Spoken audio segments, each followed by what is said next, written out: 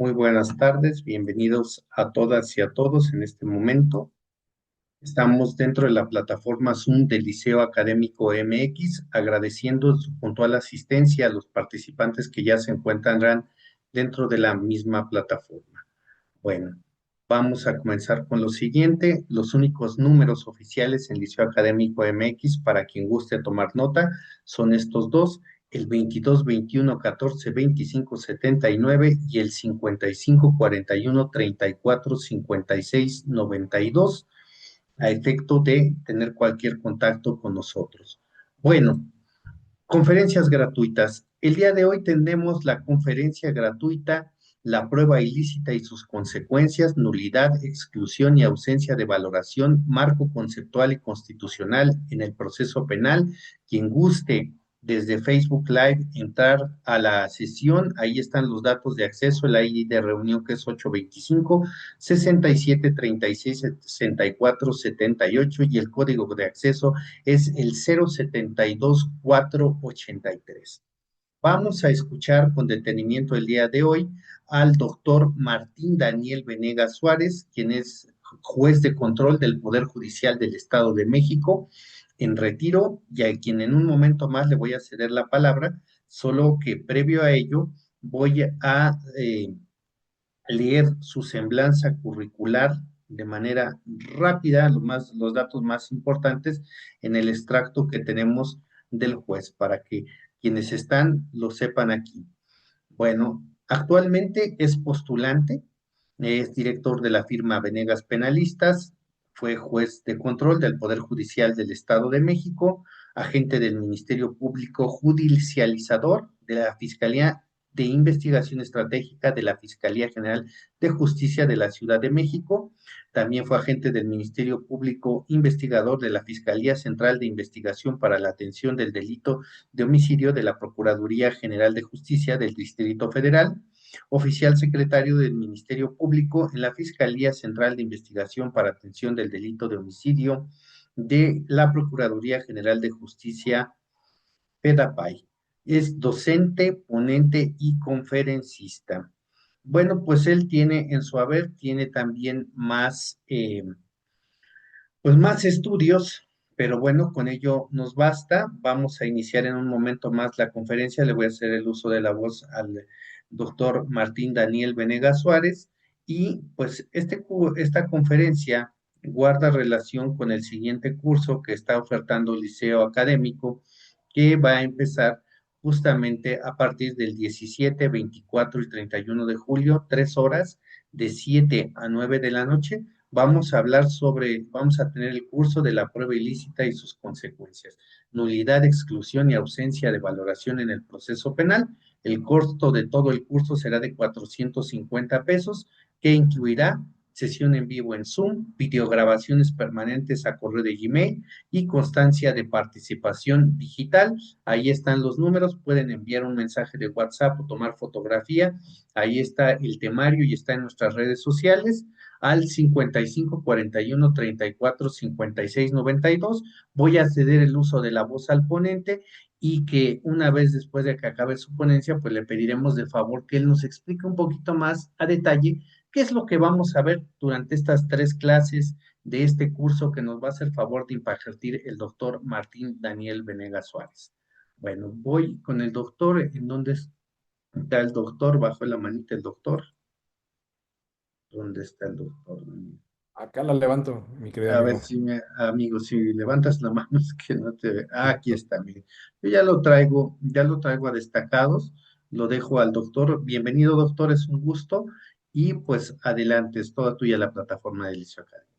Bueno, primero agradecerte y agradecer a toda la gente del Liceo Académico y sobre todo a los queridos colegas que se están conectando hoy en viernes, 2 días previos al Día del Abogado. Así que un gran reconocimiento por invertir este tiempo en que destaquemos algunos particulares. Pero bueno, ya sin mayor preámbulo, vamos a iniciar la charla del día de hoy que está relacionada con la prueba ilícita y que servirá como preámbulo, como base o introducción a este curso que programa el Liceo Académico y que será en las fechas ya aducidas por el doctor Manuel. Bueno, pues partamos de un supuesto, me invitaron hace poco a una conferencia en la Cámara de Diputados y decía, oigan, ¿cuántas detenciones simuladas vemos todos los días? ¿No? Y decía, son detenciones que parecen de libro, que parecen tan perfectas que por lo regular suelen ser demasiado fantasiosas, ¿no? Entonces, imaginen que a su cliente lo detuvieron apenas el martes pasado. En el informe policial homologado dice que fue a las 11 de de la noche, que sucedió en una esquina entre una avenida y una calle muy conocida. Lo detienen en flagrancia, le encuentran en su haber drogas en la mano. Un testigo lo señala, todo suena impecable, pero todo es mentira. ¿Por qué? Porque derivado de la investigación, perdón, que ustedes realizan, la cámara del C5, que está en esa misma esquina, muestra la calle vacía a esa hora. El testigo que lo señaló no existe, nunca apareció en el proceso. No hay una sola entrevista incluso en la carpeta de investigación y la droga aparece por primera vez en un acta complementaria redactada a las 4 horas posteriores a la detención. Entonces, el veneno, lo tóxico, entró a este proceso por una gran conspiración en realidad. Entró por una puerta sumamente vulgar. Y esa puerta vulgar es la mentira de servidores públicos para construir una detención simulada. Entonces, quisiera que nos detuviéramos un segundo en lo cotidiano de esa mentira. Porque ahí justamente es donde vamos a encontrar la trampa, es donde vamos a encontrar la debilidad. Y no estamos hablando de un caso extraordinario, sino de un montaje sofisticado que, si bien puede ser digno de una serie, es algo que pasa cualquier martes cualquiera o cualquier miércoles cualquiera. Y en cualquier fiscalía o cualquier agencia de todo el país incluso, ¿no?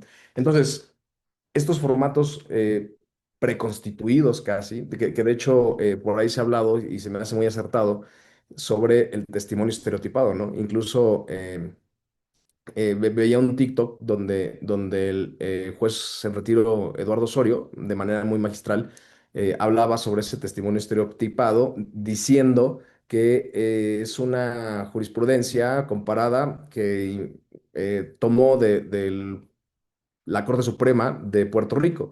¿Y de qué se trata eso? Bueno, pues que son justamente esas historias que vemos todos los días, el cuchillo tramontín, la hierba verde, la hierba verde seca, al parecer marihuana que se ve a 20 metros, esa misma droga que se avienta enfrente de los policías, vaya, todas esas historias que solamente copian y pegan entre una carpeta de investigación y otra. ¿Y qué es lo que determinó en ese momento el Tribunal de Puerto Rico? Bueno, dijo, no significa que porque todas las historias siempre bien, llegan igual, debemos desconfiar, no, pero sí debemos cuestionarlas con el mayor rigor posible. Entonces, la simple manifestación del elemento policial no es suficiente cuando viene con esos testimonios estereotipados, sino que se requiere información objetiva para darle soporte. De lo contrario, entonces sí desconfía. ¿Sale? Entonces, es algo que vemos tan común y tan recurrente que la hora, el lugar, el testigo, la circunstancia de flagrancia, todo se ajusta después, ya en la oficina del agente del Ministerio Público, para que esa detención parezca ser legal. Y aquí viene lo grave. En la gran mayoría de los casos, ese ajuste desafortunadamente funciona, porque no nos damos el tiempo de revisarlo, porque el juez lo da por bueno sin mayor reflexión, porque la defensa ni siquiera lo cuestiona y una persona empieza a caminar prácticamente ya, durante el proceso me refiero, con una sentencia montada sobre un papel que nadie se atrevió a cuestionar. Entonces, pensémoslo desde el otro lado del escritorio, donde está sentado el imputado. Ahí lo detuvieron y él sabe la verdad. Él sabe a qué hora fue, dónde fue, cómo fue. Él sabe que no había ningún testigo, que no traía en su haber ninguna droga y que incluso la hora es totalmente falsa. Entonces, si ese imputado carga con la verdad completa del caso, no obstante, el papel dice algo que totalmente no existe, ¿no? Solamente tiene la versión de la policía y que pareciera estar robustecido porque se encontró la droga y porque se fue puesta a disposición la droga.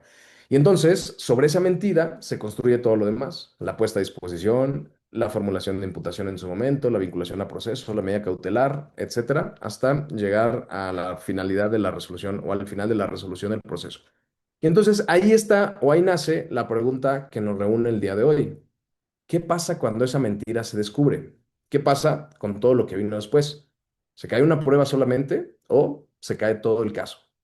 Bueno, pues entonces en estos minutos que estaremos platicando, definitivamente tenemos que profundizar en todos estos particulares, pero no se trata solamente de charlar sobre garantías y derechos humanos, no, no, no. Más bien lo que queremos hablar hoy es generar algunas herramientas para que en el estrado llevemos una audiencia mucho más preparada para un control de detención, donde demostremos cómo una cuestión se verifica mediante esta construcción artificiosa de los casos. Y si no se logra en la primera audiencia, entonces saber que ello no implica que se encuentre ya perdido. ¿Cuáles son las herramientas de nulidad o de incidencias de efecto corruptor para, en un momento posterior y antes de llegar al juicio incluso, buscar destruir toda esa información que se generó de manera artificiosa, ¿no? Porque entonces saber, o podemos saber que hay una injusticia, pero si no tenemos las herramientas para desmontarlas, pues estaremos trabajando a la mitad. Entonces, vamos a tratar o vamos a tratar de llegar a tres objetivos el día de hoy. Primero, vislumbrar la diferencia entre una prueba débil, porque eso atañe exclusivamente a temas de valoración probatoria, y una prueba prohibida, que es así, permite su nulidad, exclusión o ausencia de valoración según sea el caso. Y esa pequeña diferencia nos permite acelerar el triunfo, procesalmente hablando, o incluso asegurarlo por lo menos. En un segundo aspecto, o en una segunda premisa que queremos verificar el día de hoy, es conocer con mucha más profundidad la doctrina del fruto del árbol envenenado y, sobre todo, ejecutarla de manera correcta. Y en un tercer aspecto, ver por qué la Corte Interamericana condenó al Estado mexicano exactamente por un caso como el que les acabo de comentar, ¿vale? Entonces, eso es relevante porque también nos trae a la mesa estándares interamericanos. Pero también, y antes de arrancar, bueno, necesitamos evidentemente tener claro que estas 2 horas apenas serán introductorias, que la finalidad es que lo vayamos desarrollando a lo largo de estas otras 3 sesiones, pero que hoy vamos a sentar esas bases para irlo configurando de manera interesante, ¿vale? Bueno, entonces, vamos a, antes de la teoría, a verificar desde un punto de vista estadístico incluso, el diagnóstico. Porque si ustedes que litigan creen que el sistema funciona con normalidad, bueno, pues no vamos a estar en un marco de regularidad, un marco de veracidad. Los datos no mienten. Y hay una estadística muy clara que da cuenta de ello. De cada 100 delitos que ocurren en México, más del 90% nunca se denuncia o no derivan en una carpeta de investigación. Y de las carpetas de investigación que sí se abren, son alrededor del solamente el 15% las que llegan a una determinación del Ministerio Público. Entonces, la medida de impunidad de las entidades federativas ronda por ahí del 89%. Entonces, veamos, falla casi 9 de cada 10 casos. ¿Por qué esa estadística es importante? Pues porque nos lleva a entender que no estamos litigando dentro de una maquinaria de justicia que ocasionalmente falla, sino estamos litigando dentro de una maquinaria que falla como regla general, como norma, y que ocasionalmente acierta. Y entonces, si esa maquinaria, su regla general es fallar, tiene una tentación permanente. Y esa tentación permanente es, como no puedo resolver los casos investigando de manera adecuada, bueno, pues entonces los voy a resolver mediante los atajos. Y ese atajo tiene nombre, que es la fabricación de las carpetas de investigación, la fabricación de los registros, la alteración de los registros, la configuración artificiosa de los casos. Entonces, detener a alguien y después construir la responsabilidad penal, en lugar de primero construir y después procesar, tiene un orden invertido, ¿no? Primero detengo y luego fabrico. Entonces, es el orden que esencialmente se verifica en toda la prueba ilícita que vamos a encontrar o que encontramos en nuestro día a día y en nuestra práctica profesional. Bueno, ¿y qué hace que un sistema no sepa o más bien, ¿qué hace un sistema donde no se sabe investigar de manera adecuada? Pues no se va a investigar mejor, sino que, insisto, se va a fabricar los culpables, ¿no? Hay otra encuesta, es la encuesta nacional de población privada de la libertad, y ahí decenas de miles de personas reportan haber sido golpeadas al momento de la detención, reportan haber sido asfixiadas, amenazadas contra la familia, incomunicadas. Entonces, la tortura también no es un accidente del sistema. Cuando la tortura se verifica en demasiados casos y con cierta regularidad, eso se convierte entonces en un método. Y no lo digo con la finalidad, desde luego, de escandalizar, sino porque tiene una consecuencia más bien técnica, directísimamente relacionada con el tema que hoy estamos abordando.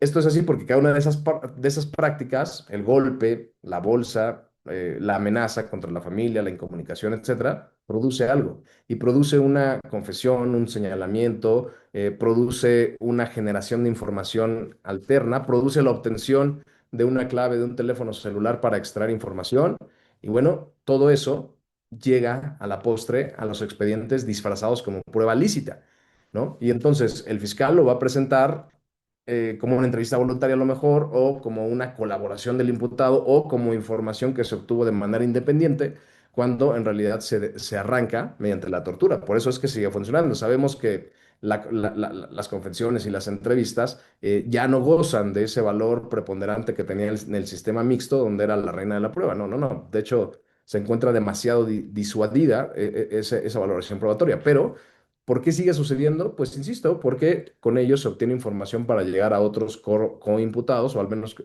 personas que siquiera guardan una relación, aunque no tengan intervención en el delito, o porque se obtienen información, insisto, de teléfonos celulares, computadoras, documentos, etcétera. Entonces, nuestro trabajo como postulantes es levantar ese disfraz y mostrarle al juez lo que hay debajo. Una voluntad quebrada, porque una voluntad quebrada no produce prueba, produce basura como fuente de información, ¿sale? Entonces, hay que insistir en el dato de la flagrancia, porque es el corazón de lo que vamos a estar platicando el día de hoy. La inmensa mayoría de las personas que hoy están detenidas en nuestro país no llegaron ahí por una investigación paciente, por una investigación diligente, con inteligencia y con cuidado, sino más bien, por otro lado, se llega ahí en muchas ocasiones, dada cuenta esta configuración artificiosa, ¿no? La flagrancia es la puerta del sistema y una puerta con una cerradura francamente descompuesta por regla general. ¿Ok? Entonces, necesitamos dimensionar esto, porque esto influye directamente, como ya lo decía, en el diseño mismo del sistema que nos prometieron. En 2008 cambiaron la Constitución y se adoptó este sistema penal acusatorio que nos rige con dos promesas esencialmente hablando. Uno, la eficiencia, bueno, digamos tres, la eficiencia, la eficacia y otra, el respeto a los derechos humanos. Nos dijeron que la prisión preventiva iba a ser la excepción y hoy estamos viendo que es la regla general. ¿No? Nos dijeron que la investigación iba a ser científica, pero hoy vemos que no en muchos casos ocurre esa investigación científica y menos podemos hablar de valoración probatoria científica o metodológica u objetiva. También nos dijeron que la presunción de inocencia sería el eje y que vemos justamente en las medidas cautelares, en las prisiones preventivas justificadas disfrazadas de oficiosas, o perdón, al revés, oficiosas disfrazadas de justificadas. Se viola flagrantemente esa presunción de inocencia. Entonces, más de una década después de la entrada en vigor del sistema procesal penal acusatorio, tenemos esa claridad de los números que cuentan otra historia, tenemos esa claridad también de que el sistema que existe en el papel, en los Códigos Nacional de Procedimientos Penales, no es el mismo que existe, perdón, en las agencias del Ministerio Público, ni tampoco en los poderes judiciales. Entonces, la realidad es que no estamos litigando los asuntos en el papel, lo estamos litigando en las agencias del Ministerio Público y en los juzgados. Y aquí viene entonces la tesis central, la frase que debemos tomar como punto de partida. Y esto es que la teoría de la prueba ilícita no es un adorno académico, un lujo académico, no es un conocimiento dogmático que debamos tener para disertar en una ponencia, ni para platicarlo con nuestros amigos abogados el próximo domingo, que será el Día del Abogado, sino más bien es, eh, es un sistema o es, ¿cómo llamarlo? Es algo que necesitamos entender con mucha más honestidad y con mucho más poder. En el sentido de no pedir al juez que crea que la inocencia, perdón, que no crea ciegamente en la inocencia de alguien, sino es algo mucho más simple y mucho más difícil de negar, que el Estado juegue con las reglas que el mismo Estado puso, que el mismo Estado se dio. Y cuando el Estado no juega con esas mismas reglas, entonces, como sucede con enorme frecuencia, la consecuencia es que se estará violando de manera flagrante la Constitución, ¿vale? Entonces, bueno, eso es muy interesante porque cada detención fabricada es una nulidad esperando ser declarada y esa declaración solo va a ocurrir si nosotros conocemos el contexto de la herramienta y la utilizamos de manera adecuada. La defensa pasiva, que solamente niega los hechos, espera y se aguarda a la contradicción, en un sistema que no juega con las reglas, es prácticamente un suicidio procesal. La defensa que vamos a construir es otra cosa, no discutir en muchas ocasiones la responsabilidad o no responsabilidad del imputado, sino discutir si el Estado tiene derecho a conseguir la información que utilizó y muchas veces, en muchas ocasiones, no la tiene. Entonces, notemos la elegancia de esta posición, ¿eh? Porque eso es justamente lo que la hace poderosa. No hay a veces necesidad de atacar el hecho ni responsabilidad, eh, sobre todo si tenemos la carga de la presunción de inocencia.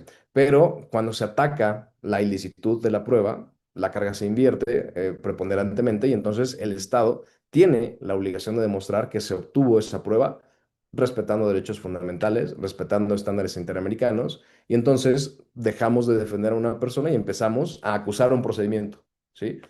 Técnicamente estamos cambiando de silla. Incluso en el caso más complicado, esa silla en el fondo puede estar, aunque construida, con algunos vicios que pues, le pueden restar fuerza, estructura o preponderancia. Ok, bueno, entonces, ilegalidad no es lo mismo que ilicitud. Tendríamos que partir de ese primer supuesto. Un acto ilegal es un acto que no siguió con una forma que la ley exige, que violó una disposición estrictamente procedimental. Por otro lado, un acto ilícito, en el sentido que hoy nos importa, es un acto que lesiona un derecho fundamental y todo lo ilícito es grave, pero no todo lo irregular es ilícito, ¿sale? Entonces, el litigante que lo hace con esta elegancia de la cual hablábamos, con esta técnica o este rigor técnico del cual hablábamos, sabemos cuando nos enfrentamos a un mero defecto de forma que a veces puede ser sanable o convalidado, según lo establece el artículo 97, párrafo segundo del Código Instrumental de la materia. No obstante lo anterior, cuando estamos ante una violación a derechos humanos, sabemos que nunca puede ser saneada. Y sabemos que puede solicitarse su nulidad si hacemos una interpretación armónica y sistemática del artículo 20, apartado A, fracción novena de la Constitución, 97, párrafo primero del Código Nacional y 264 también del Código Nacional. Se puede solicitar esta nulidad en cualquier momento, cualquier etapa, sin que este pueda ser saneado ni convalidado. Y dice estos numerales que puede ser declarado por juez de control o tribunal de enjuiciamiento. Entonces deja muy clara esa interpretación que puede ser interpuesta incluso hasta también en juicio, ¿no? Pero bueno, eso lo veremos un poco más adelante cuando toquemos ya los puntos específicos de las nulidades. Y por más adelante me refiero en alguna de las sesiones que tenemos programadas.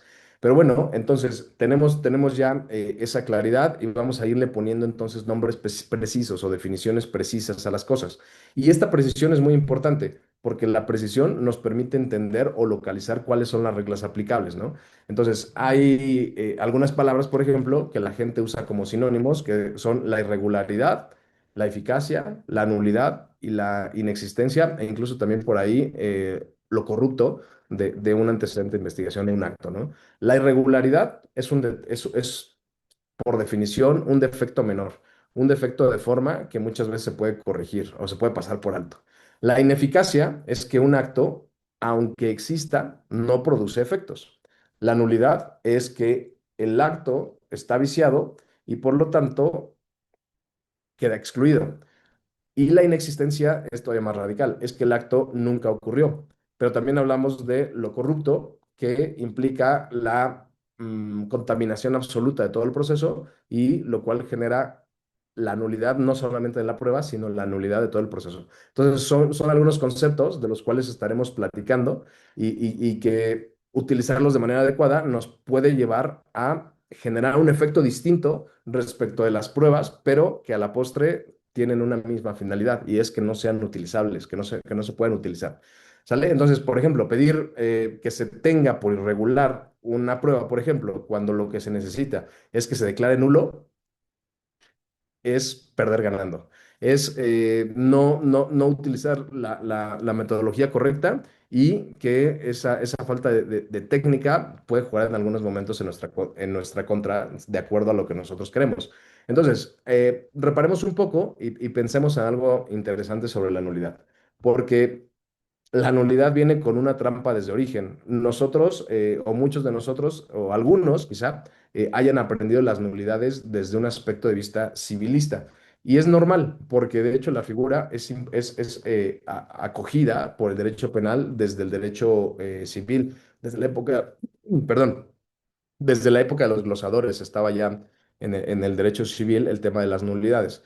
Pero bueno, entonces, esa trampa que viene del derecho civil es que casi todo se puede convalidar. Si nadie reclama a tiempo, por ejemplo, el vicio se cura. Si las partes ratifican, el acto revive.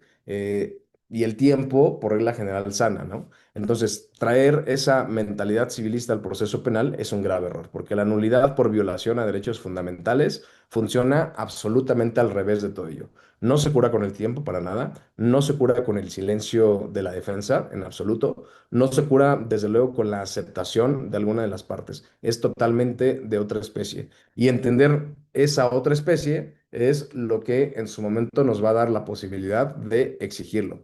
Eh, un ejemplo que me gustaría tocar sobre este aspecto en particular es, por ejemplo, que el agente del Ministerio Público escriba mal una hora por un descuido es una irregularidad.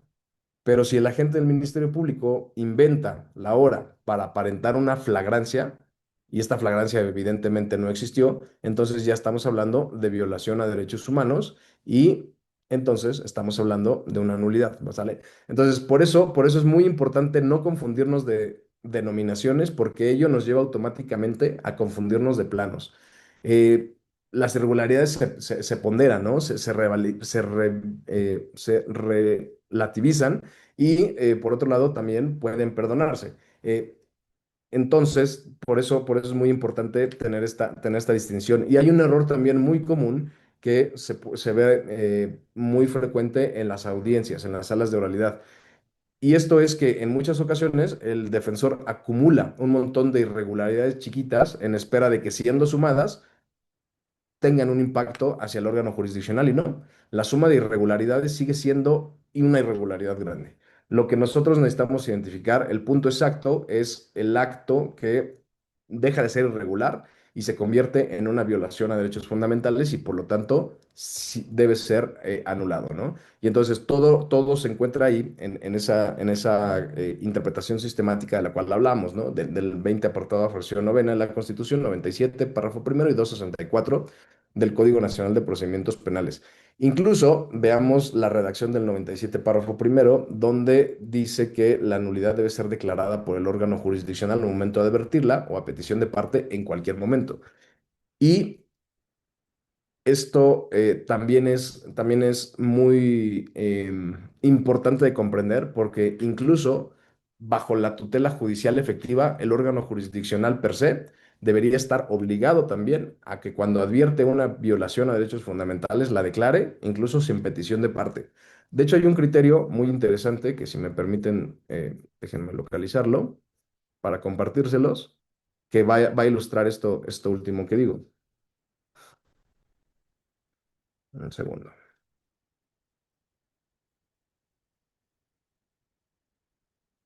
Fíjense, es la tesis con registro electrónico 2016-729.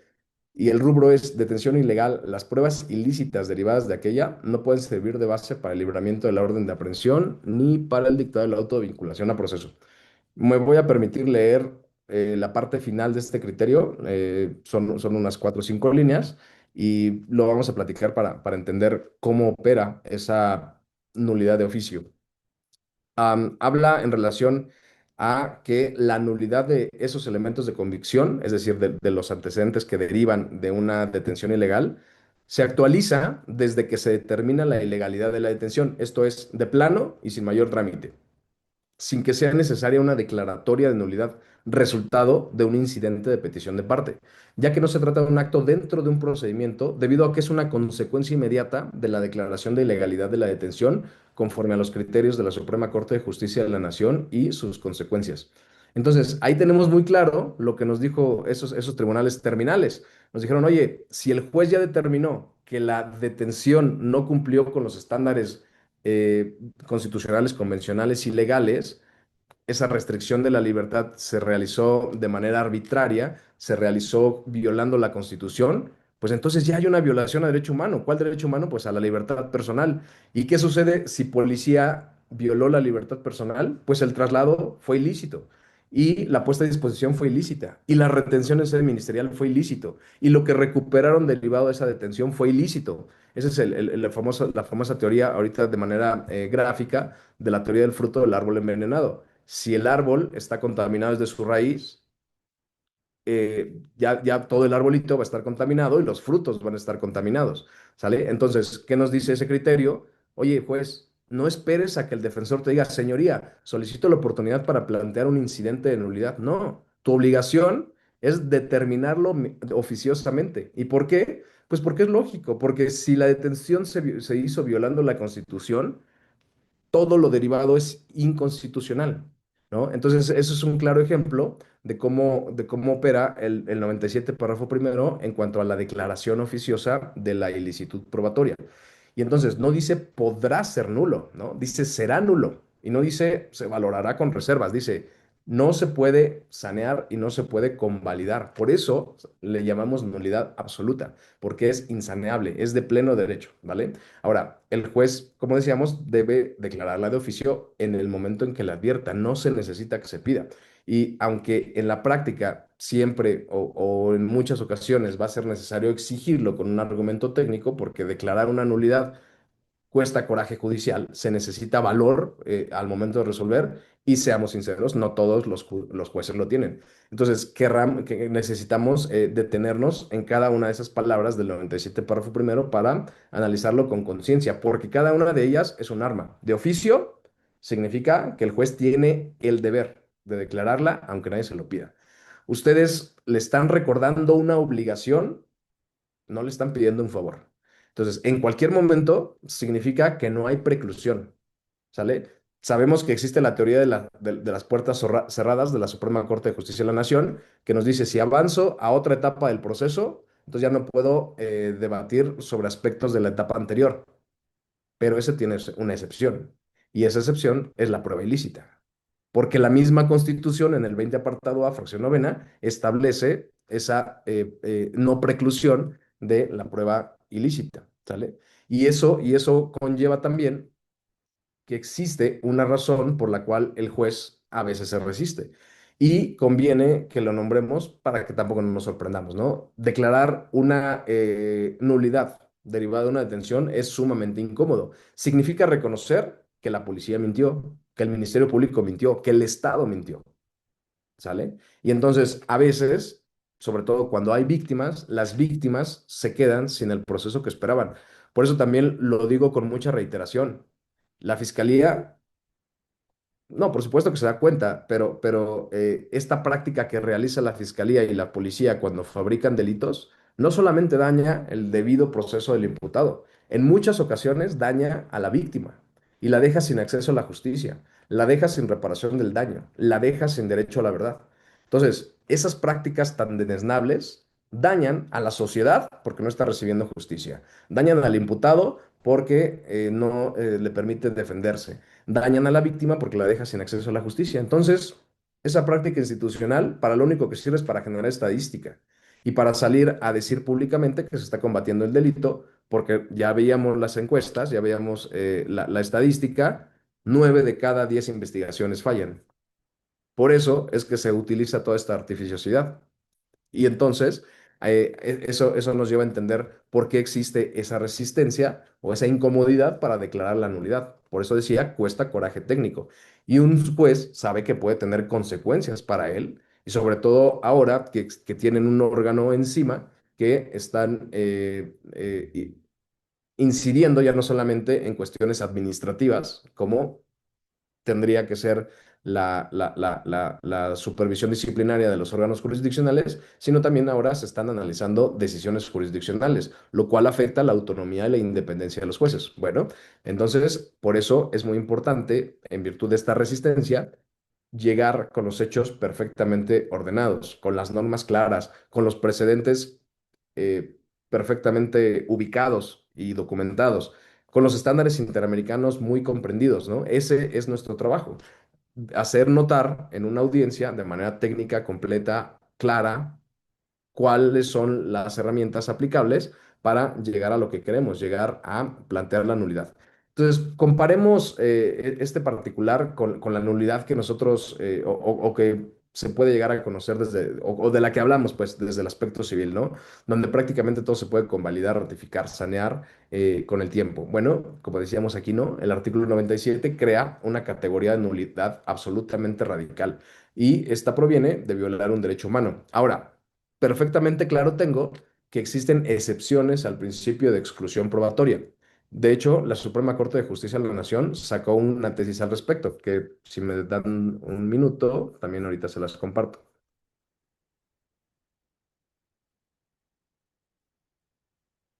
Es la tesis 2010-354, que lleva por rubro prueba ilícita, límites de su exclusión. Y entonces, en ese criterio, un segundo.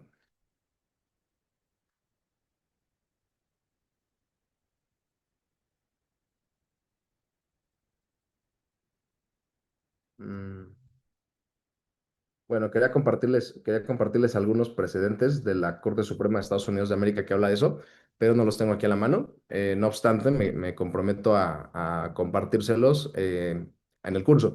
Pero bueno, entonces decíamos, en esa tesis de la que hablaba, la que es la 2010-354, que es prueba ilícita, límites de su exclusión, la Suprema Corte de Justicia de la Nación se da cuenta de que la teoría del fruto del árbol envenenado o las nulidades estaba generando impunidad.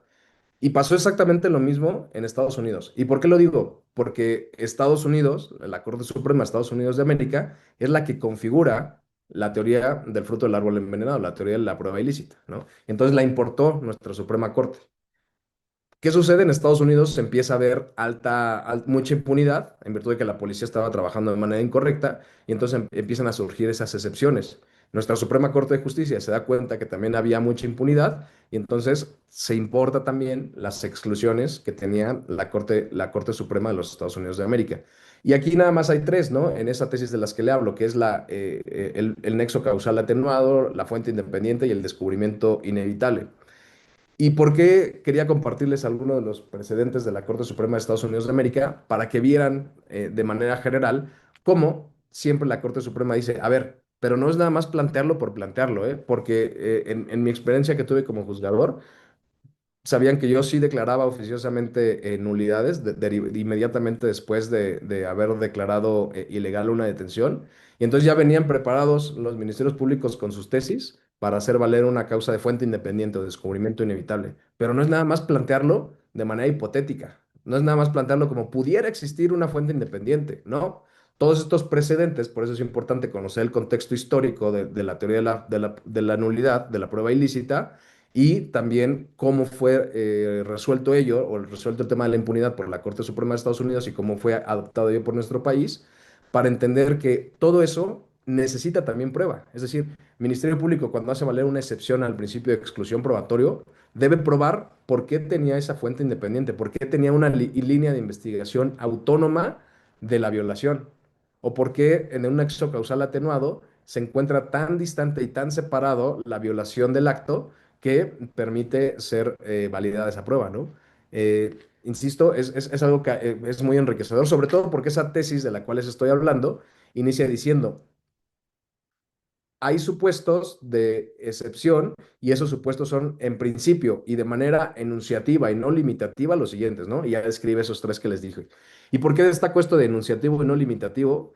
Pues porque la Corte Suprema de Estados Unidos de América no ha emitido solamente esas tres causas de excepción, ha emitido como unos 17 más o menos son los que he contado en esos precedentes de la Corte Suprema.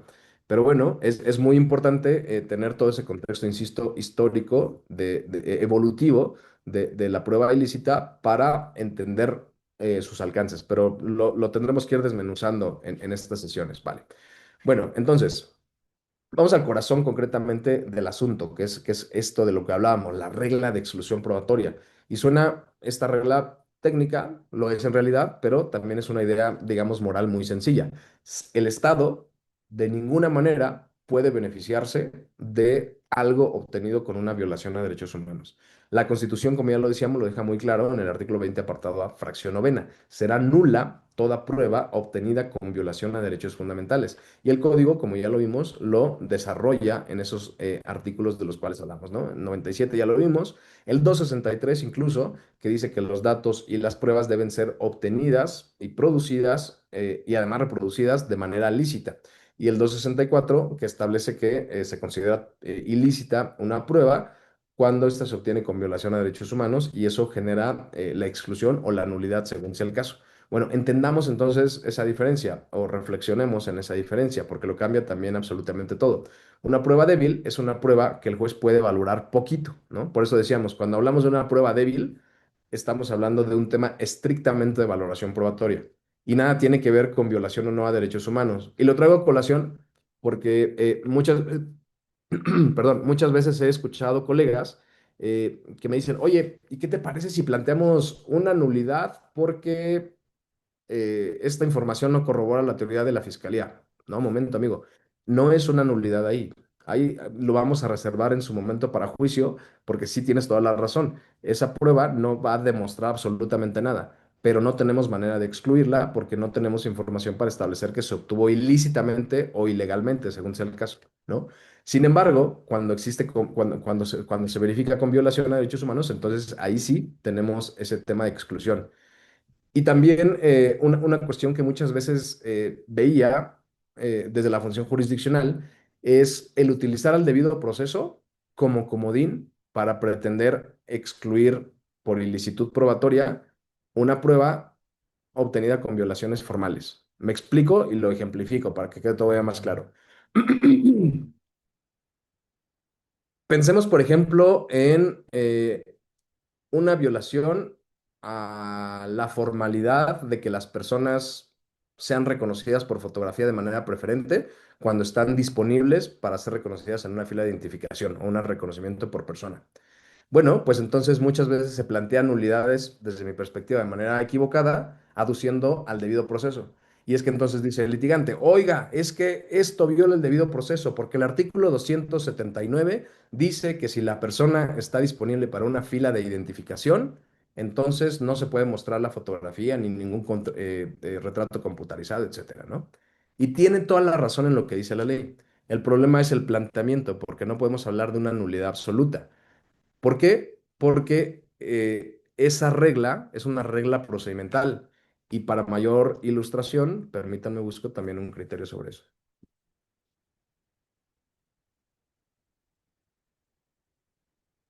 Es la tesis 2017-774 que dice teoría de los frutos del árbol envenenado. No se actualiza por el hecho de haberse practicado una diligencia de reconocimiento de persona por una fotografía sin observar las formas legales.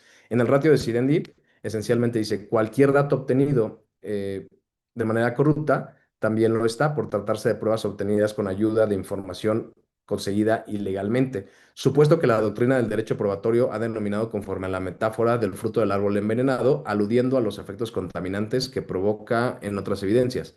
Hipótesis que no se actualiza por el hecho de haberse practicado una diligencia de reconocimiento de una persona por fotografía sin observar las formas legales, pues no constituye una prueba contaminada que pudiera expandir su efecto vicioso en otros datos, sino que resulta imperfecta por incumplir las formas procesales, especialmente cuando al practicarla por una segunda ocasión se atienden ahora sí las normas que rigen esa diligencia. Entonces tenemos claro ahí, ese tribunal terminal nos dijo, una diligencia de reconocimiento de persona, cuando no se observan sus formas legales, no es prueba ilícita.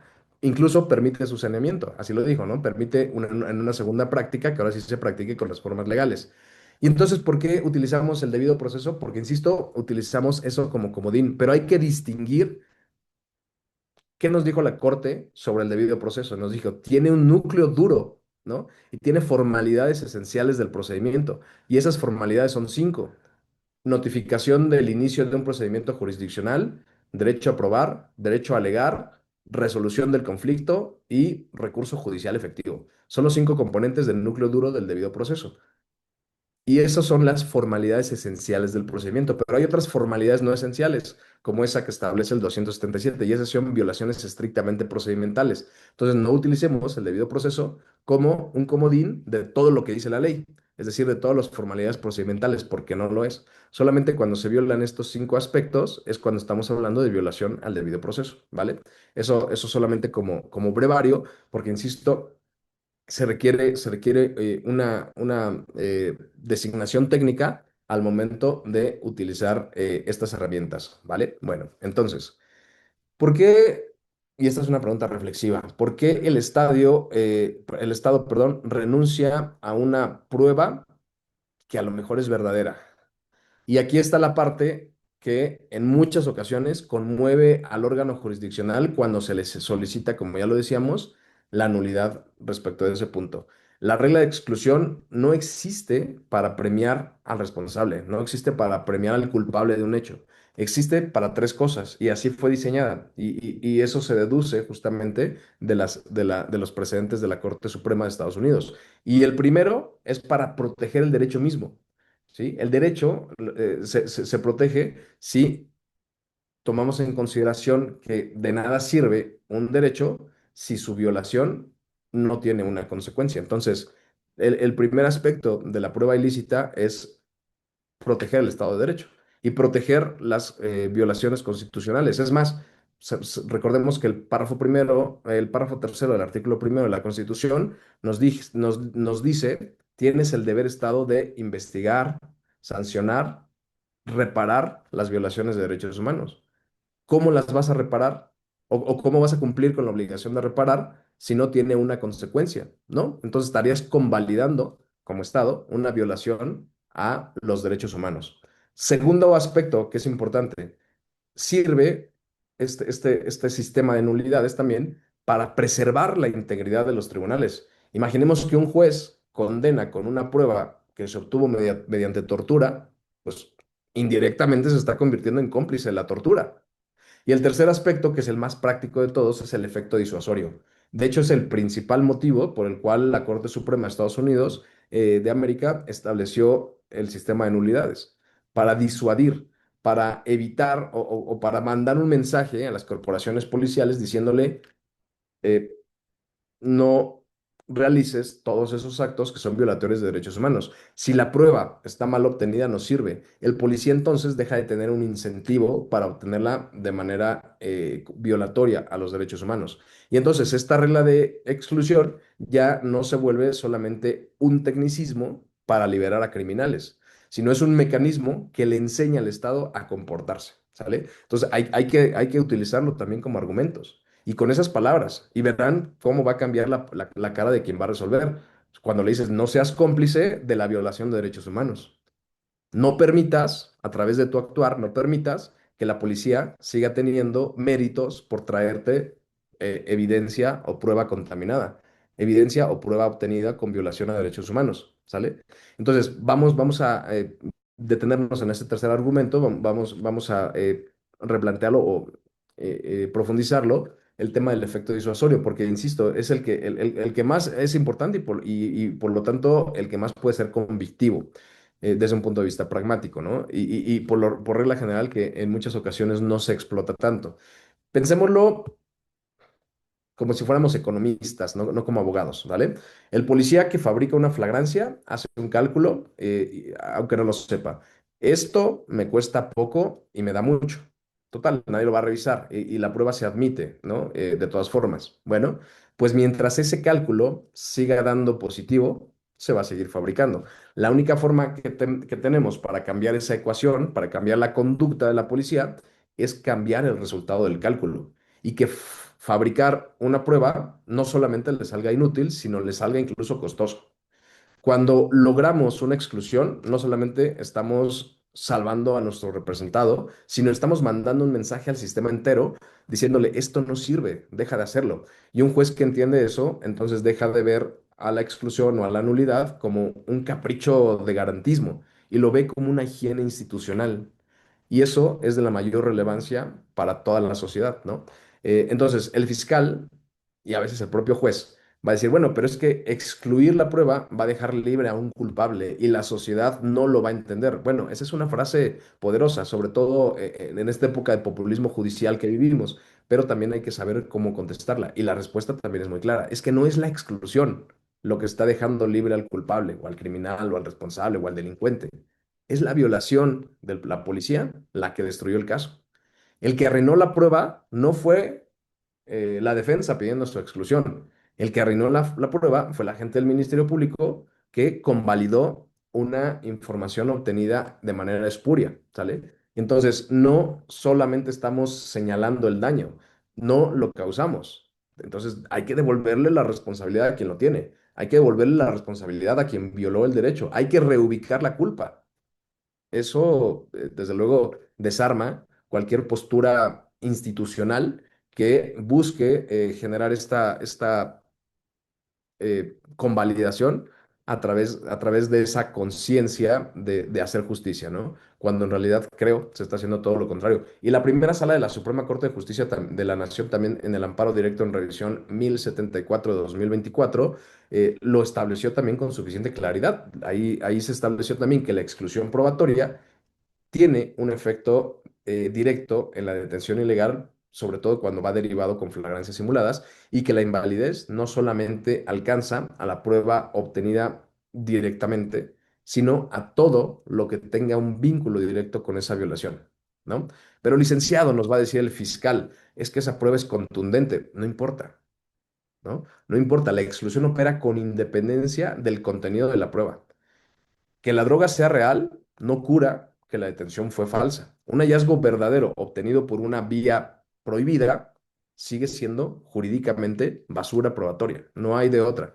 ¿Sale? Entonces, por eso es muy importante que desarrollemos a fondo todos estos aspectos para tener la claridad de el origen, que ya tocamos un poquito ese tema, la finalidad, que es lo que estamos viendo, y no solamente, insisto, es un tecnicismo, pero también lo que decíamos, el uso de la herramienta. Ya veíamos también las distinciones de términos y cómo eso incide en la eficacia o la finalidad para la cual vayamos a plantear los incidentes respectivos, ¿no? Entonces, pensemos, por ejemplo, en algunas ocasiones se nos puede excluir una prueba concreta, ¿no?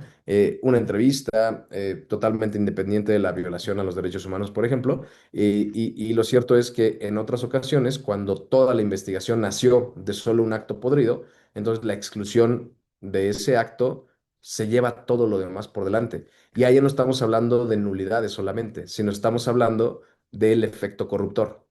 Y esto del efecto corruptor es más importante, más interesante todavía, porque esto no, en algún momento subí a redes un video y les voy a compartir de manera muy sintáctica cómo considero que metafóricamente podemos distinguirlo, ¿no? Y lo hacía a través de la metáfora de un pastel. Imaginemos que estamos cocinando un pastel, nos equivocamos en la receta, lo metemos al horno por 15 segundos cuando la receta te dice mételo por 30. Entonces sale y tienes un pastel no suficientemente cocinado. Tienes dos opciones. Me lo como así y entonces ya estoy convalidando, ¿no? O lo regreso al horno y le dejo los otros 15 segundos. Y entonces ya estoy saneando. ¿Ya vimos? Entonces, ese errorcito en la receta, en el procedimiento, es una violación procedimental. Esa es la nulidad relativa, ¿sale? Ahora, otro supuesto. Metemos un pastel y este pastel es en capas. Metemos un pedacito de pastel al horno y se nos quema. Sacamos y ya está incomible eso. O sea, ya ni siquiera lo podemos hacer ni lo podemos corregir. Bueno, pues tiramos a la basura ese cuarto piso del pastel, pero tenemos el piso uno, 2, 3 y 5, ¿sale? Y entonces podemos seguir comiendo un pastel, sigue siendo un pastel, solamente que sin el piso 4. Es lo mismo. Excluimos una prueba con violación a derechos fundamentales, pero seguimos teniendo todavía más material probatorio para determinar a la postre que eso fue un pastel, ¿sale? Esa es la nulidad absoluta, es la exclusión de toda esa información que es espuria. Pero pensemos ahora en un tercer supuesto donde hacemos el pastel con ingredientes podridos, huevo podrido, harina echada a perder, con leche fermentada, con bacterias, etcétera. Bueno, pues hagamos lo que hagamos, ya no tenemos manera de reparar todo el pastel, ya todo el pastel se va a la basura. Ese es el efecto corruptor. Cuando desde origen todo está absolutamente podrido, no hay forma de salvarlo. Y la Corte nos ha dicho que el efecto corruptor se actualiza esencialmente cuando hay tres supuestos. ¿Y cuál es el supuesto primero? Que la actuación de la policía se realiza fuera de todo cauce legal. ¿Qué significa eso? Bueno, no hay ninguna atribución para hacer lo que hizo. Y me pregunto, una policía puede meterse a mi domicilio a sacarme del mismo y después decir que en su informe policial homologado que me detuvo en esa esquina de la que hablábamos con droga y demás. Pues no, está fuera de todo cauce legal. Pero el segundo punto es, para verificar el efecto corruptor, es que demuestra sugestividad en absolutamente todo el material probatorio. Y por supuesto que en este caso es así, porque todo está sugestionado por una construcción artificiosa. Y el tercer aspecto del efecto corruptor, según lo dijo la Corte, la primera sala en concreto, y que esta tesis deriva del famosísimo caso Florence Cassés, es que esa actividad genera indefensión del imputado. ¿Y quién se puede defender contra algo que está absolutamente fabricado, ¿no? Entonces, por eso es que se actualiza ese efecto corruptor y ya no estamos pidiendo ni siquiera nulidad de los datos derivados de la detención.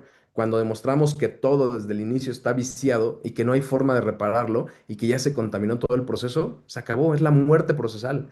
Es una muerte mucho más letal que el sobreseimiento, ¿sale? Entonces, por eso también es importante entender que aunque el Código Nacional de Procedimientos Penales nos establece dos formas de nulidad, jurisprudencialmente existe esa otra forma de nulidad todavía más letal, todavía más destructora, ¿no? Me refiero desde un aspecto procesal, procesalmente hablando. Ok, bueno, pues entonces, eh, y regresando un poquito a la doctrina del fruto del árbol envenenado, es una idea tan vieja, pero tan potente, que se le puso ese nombre, ¿no? El fruto del árbol envenenado. Si el árbol está envenenado, ya lo decíamos, el fruto es incomestible. Estamos regresando, insisto, un poco al tema de la nulidad absoluta. Y si la fuente de la prueba está viciado, pues entonces todo lo que brota de esa prueba, todo lo que está directamente relacionado con esa prueba, evidentemente también va a estar viciado. Pensemos en un viaje relámpago, un viaje rápido para saber de dónde viene este tema que decíamos, se plantea por primera vez en los Estados Unidos de América. Y es por ahí del inicio de los años 20, ¿no? Y es un caso que se llama el caso Weeks contra los Estados Unidos de América. Eh, y posteriormente, algunos años después, quizá 5 o 6 años después, viene otro tema o otro precedente también muy importante, que es el caso Silverstone. Donde todavía se va más lejos, ¿no? Y ahí nos dice, bueno, no basta con excluir la prueba, sino también hay que excluir lo que se descubrió gracias a ella. Y luego viene otro precedente también muy importante, que es el caso Nardon, donde un juez de la Corte Suprema le pone un nombre un poquito más poético, ¿no? Que es el que hoy usamos, y es el famoso nombre del fruto del árbol envenenado, que en inglés es The Fruit of the Poisonous Tree, perdón, The Fruit of the Poisonous Tree, ¿no? Son los tres precedentes, digamos, que dan origen a esta doctrina y que posteriormente van evolucionando. Incluso también les recomiendo por ahí leer Wong Sung contra los Estados Unidos. Y ahí empieza a hablar también de algunos aspectos sobre los principios de exclusión probatoria y cómo deben ser demostrados estos principios de exclusión probatoria. Pero bueno, insisto, son aspectos que vamos a ir desarrollando con mucha mayor profundidad, porque de esa doctrina comparada vamos a encontrar numerosos elementos argumentativos de los cuales tenemos que hablar. Ok, bien. Ahora, un segundo. Es que quiero buscar un precedente. Ok. Recordemos que la jurisprudencia de la Corte Interamericana de Derechos Humanos es obligatoria, es vinculante absolutamente para todos los órganos jurisdiccionales del país. Ello se materializó desde un primer precedente que es Almonacid Arellano contra Chile, que resolvió la Corte Interamericana de Derechos Humanos, y que a nosotros nos quedó claro, incluso cuando nosotros, Estado mexicano, aceptamos o admitimos la competencia contenciosa de la Corte Interamericana de Derechos Humanos en 1998, y no obstante esa aceptación de la competencia contenciosa y ese caso Almonacid Arellano, No obstante lo anterior, no nos queda claro y fuimos sentenciados en Rosendo Radilla Pacheco contra México. Y eso da origen a que nuestra corte apertura el expediente muy famoso varios 912-2010 y luego la contradicción de tesis 293-2011 y el poder constituyente realizara la reforma de junio de 2011 relativa a los derechos humanos, donde se abandona el viejo modelo de la pirámide kelseniana de la jerarquía normativa para adoptar el ahora novedoso en ese momento bloque de constitucionalidad, donde los derechos humanos ya convergen en ese mismo bloque sin una relación jerárquica entre sí, salvo, lo dijo la contradicción de tesis 293, las restricciones constitucionales, ¿no? Pero bueno, es un tema que también merecerá una plática incluso totalmente, o hasta un curso totalmente distinto, porque es de muchísima profundidad, pero lo que quiero destacar respecto de este aspecto es que, como veamos que desde 1998 ya estábamos obligados a acatar la jurisprudencia de la Corte Interamericana de Derechos Humanos por ser el intérprete último de la Convención Americana de Derechos Humanos y por haber admitido su competencia contenciosa. Pero no obstante ello, bueno, ya tenemos precedentes obligatorios conforme al 217 de la Ley de Amparo para establecer esa vinculatoriedad, sí o sí, de la Corte Interamericana y por lo tanto de los estándares interamericanos, ¿vale? Entonces, señalado este preámbulo para verificar esta obligatoriedad, quisiera hablarles de un precedente que es el caso García y Montiel Flores contra México. Y ahí la Corte dijo algo muy, muy interesante. Déjenme buscar este precedente, lo tenía por aquí. Aquí está. Dice ese precedente, la regla de exclusión no se aplica solo a los casos a los cuales se haya cometido tortura o tratos crueles. Se limita el supuesto de hecho a que se haya perpetrado un acto de tortura o trato cruel, perdón, no se limita el supuesto de que se haya perpetrado un acto de tortura o un trato cruel, sino que se extiende a cualquier tipo de coacción. En efecto, al comprobarse cualquier tipo de coacción capaz de quebrantar la expresión espontánea de la voluntad de la persona, ello implica necesariamente la obligación de excluir la evidencia respectiva del proceso judicial. Nos damos cuenta de lo que abre, de la puerta que abre esa llave de ese estándar interamericano. No hace falta, no, según lo establece ahí, necesariamente siempre probar tortura. Es decir, probar tortura es muy difícil porque casi nunca hay huellas cuando se trata, por ejemplo, de la tortura psicológica, ¿no? Prácticamente nunca hay testigos. Casi siempre es la palabra sola del detenido contra la policía. Pero la corte dice, a ver, no es necesario llegar a la tortura. Basta con demostrar coacción capaz de quebrantar la libertad psíquica, la voluntad del imputado y una persona detenida ilegalmente, retenida sin causa, esposada, incomunicada no va a expresar, desde luego, su voluntad de forma espontánea. ¿Y por qué traigo esta colación?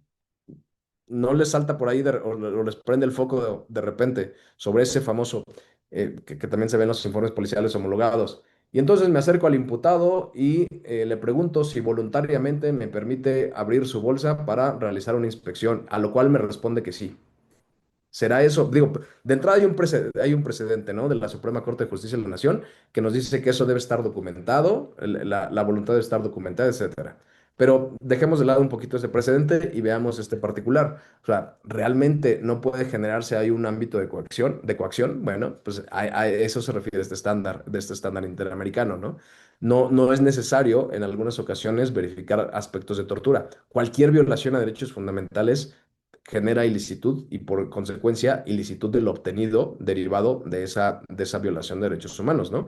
Bueno, pues entonces en otro párrafo la Corte Suprema da otro golpe muy sustantivo y extiende la regla a la prueba derivada, ¿no? Entonces dice, no se le va a dar valor no solamente a esa prueba obtenida directamente por coacción, sino ninguna que se desprenda de ella, ¿no? Entonces, indirectamente también ahí está adoptando la teoría del fruto del árbol envenenado. Ahora, eso que dijo la Corte Interamericana es sumamente decisivo. Es obligatorio, como ya lo decíamos, para todos los jueces mexicanos al tener la obligación de realizar el control de convencionalidad ex oficio, concentrado o difuso, según el tipo de juez de que se trate. Entonces, Cuando citamos, por ejemplo, Cabrera García, no le estamos pidiendo un favor al órgano jurisdiccional, le estamos recordando también una obligación internacional del Estado que representa. Y cuando decide no acatar una jurisprudencia de la Corte Interamericana de Derechos Humanos, no solamente está incurriendo en responsabilidad administrativa, porque si ustedes leen la ley orgánica del Poder Judicial del Estado que ustedes quieran o de la Federación, tiene un catálogo de responsabilidades administrativas. Hay una concretamente que se llama notoria ineptitud y hay jurisprudencia que dice que se actualiza la notoria ineptitud cuando una jurisprudencia notoria no es acatada. ¿Y cuándo se hace notoria? Cuando se la expones. Entonces, si le dices, oye, esta jurisprudencia te es obligatoria, ni siquiera entra al estudio, y además no la acata o la viola, pues no solamente está resolviendo, violando esa jurisprudencia, sino está generando responsabilidad administrativa. Y además está haciendo que el Estado mexicano incurra en responsabilidad internacional. O sea, veamos todos los aristas, ¿no? Que convergen en ese particular. Bueno, ok, entonces, en ese caso de Cabrera García y Montiel Flores contra México, pues eh, pensemos que detrás de esos apellidos hay dos campesinos que son ecologistas del estado de Guerrero y que se oponían a la tala de árboles en su comunidad. Estos dos ciudadanos, estos dos activistas, fueron detenidos, perdón, por militares, fueron retenidos, maltratados, y de esas detenciones salieron declaraciones autoinculpatorias que luego se utilizaron para obtener determinaciones en su contra. Y por esos hechos, que de manera muy resumida les acabo de narrar, pues la Corte Interamericana condenó al Estado mexicano. Y entonces es un precedente estelar sobre exclusión de la prueba por coacción en un caso interesante para el Estado mexicano, ¿no? Son víctimas mexicanas. Fue condenado el Estado mexicano y se obligó, o el resultado, la determinación de esa sentencia interamericana se convirtió en una obligación para los jueces mexicanos. Entonces, cuando lo estamos invocando, ya no solamente estamos hablando de los estándares interamericanos, le estamos diciendo al juez, oye juez, ya nos pasó, ya nos condenaron por esto, no lo podemos volver a repetir, ¿sale? Entonces, eso está todavía mucho más poderoso. La Corte Interamericana, además, lo ha dicho una y otra vez. Respecto de ese mismo aspecto, por ejemplo, hay un caso Bayarri, Vallarrí, sí, es Vallarrí contra Argentina, donde un hombre igualmente fue detenido, luego fue torturado para que confesara y posteriormente también fue utilizada esa confesión. Y entonces, en ese caso de Vallarrí, la Corte igualmente determinó generar la ilicitud de todos los actos derivados de esa confesión coaccionada, ¿no? Entonces, es la medida para utilizar para utilizar esos precedentes. Otro que me viene a la mente es el caso TV contra Ecuador.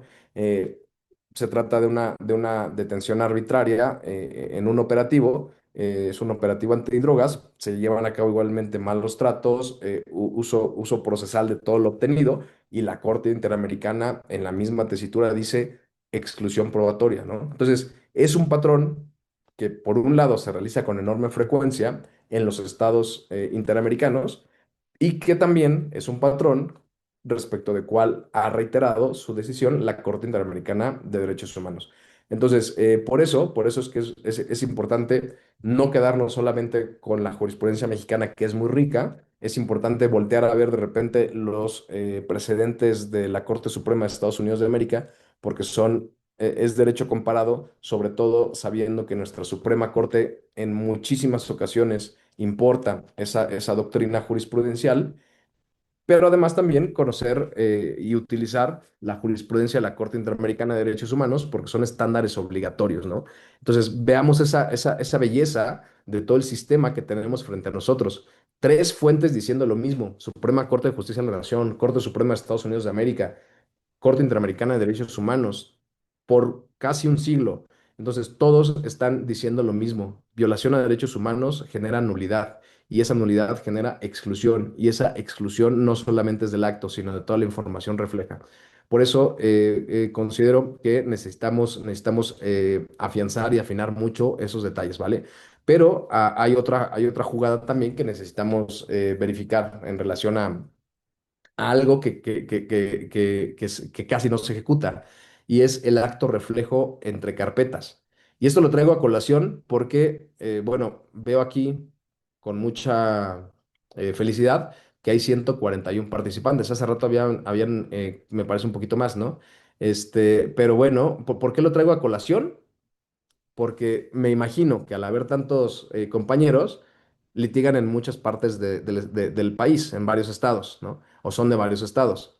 Y entonces les pregunto de manera reflexiva, ¿en su estado han escuchado eso del plan A y luego el plan B de las fiscalías? Es decir, te detengo por narcomenudeo para después practicarte una diligencia de reconocimiento de personas de un delito de secuestro, por ejemplo, ¿no?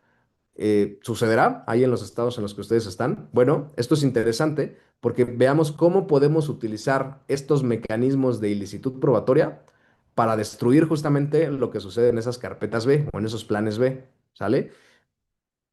Una cuestión muy clara. A ver, en la carpeta A, en la que detuvieron por delitos contra la salud, vamos a pensar que no la judicializaron.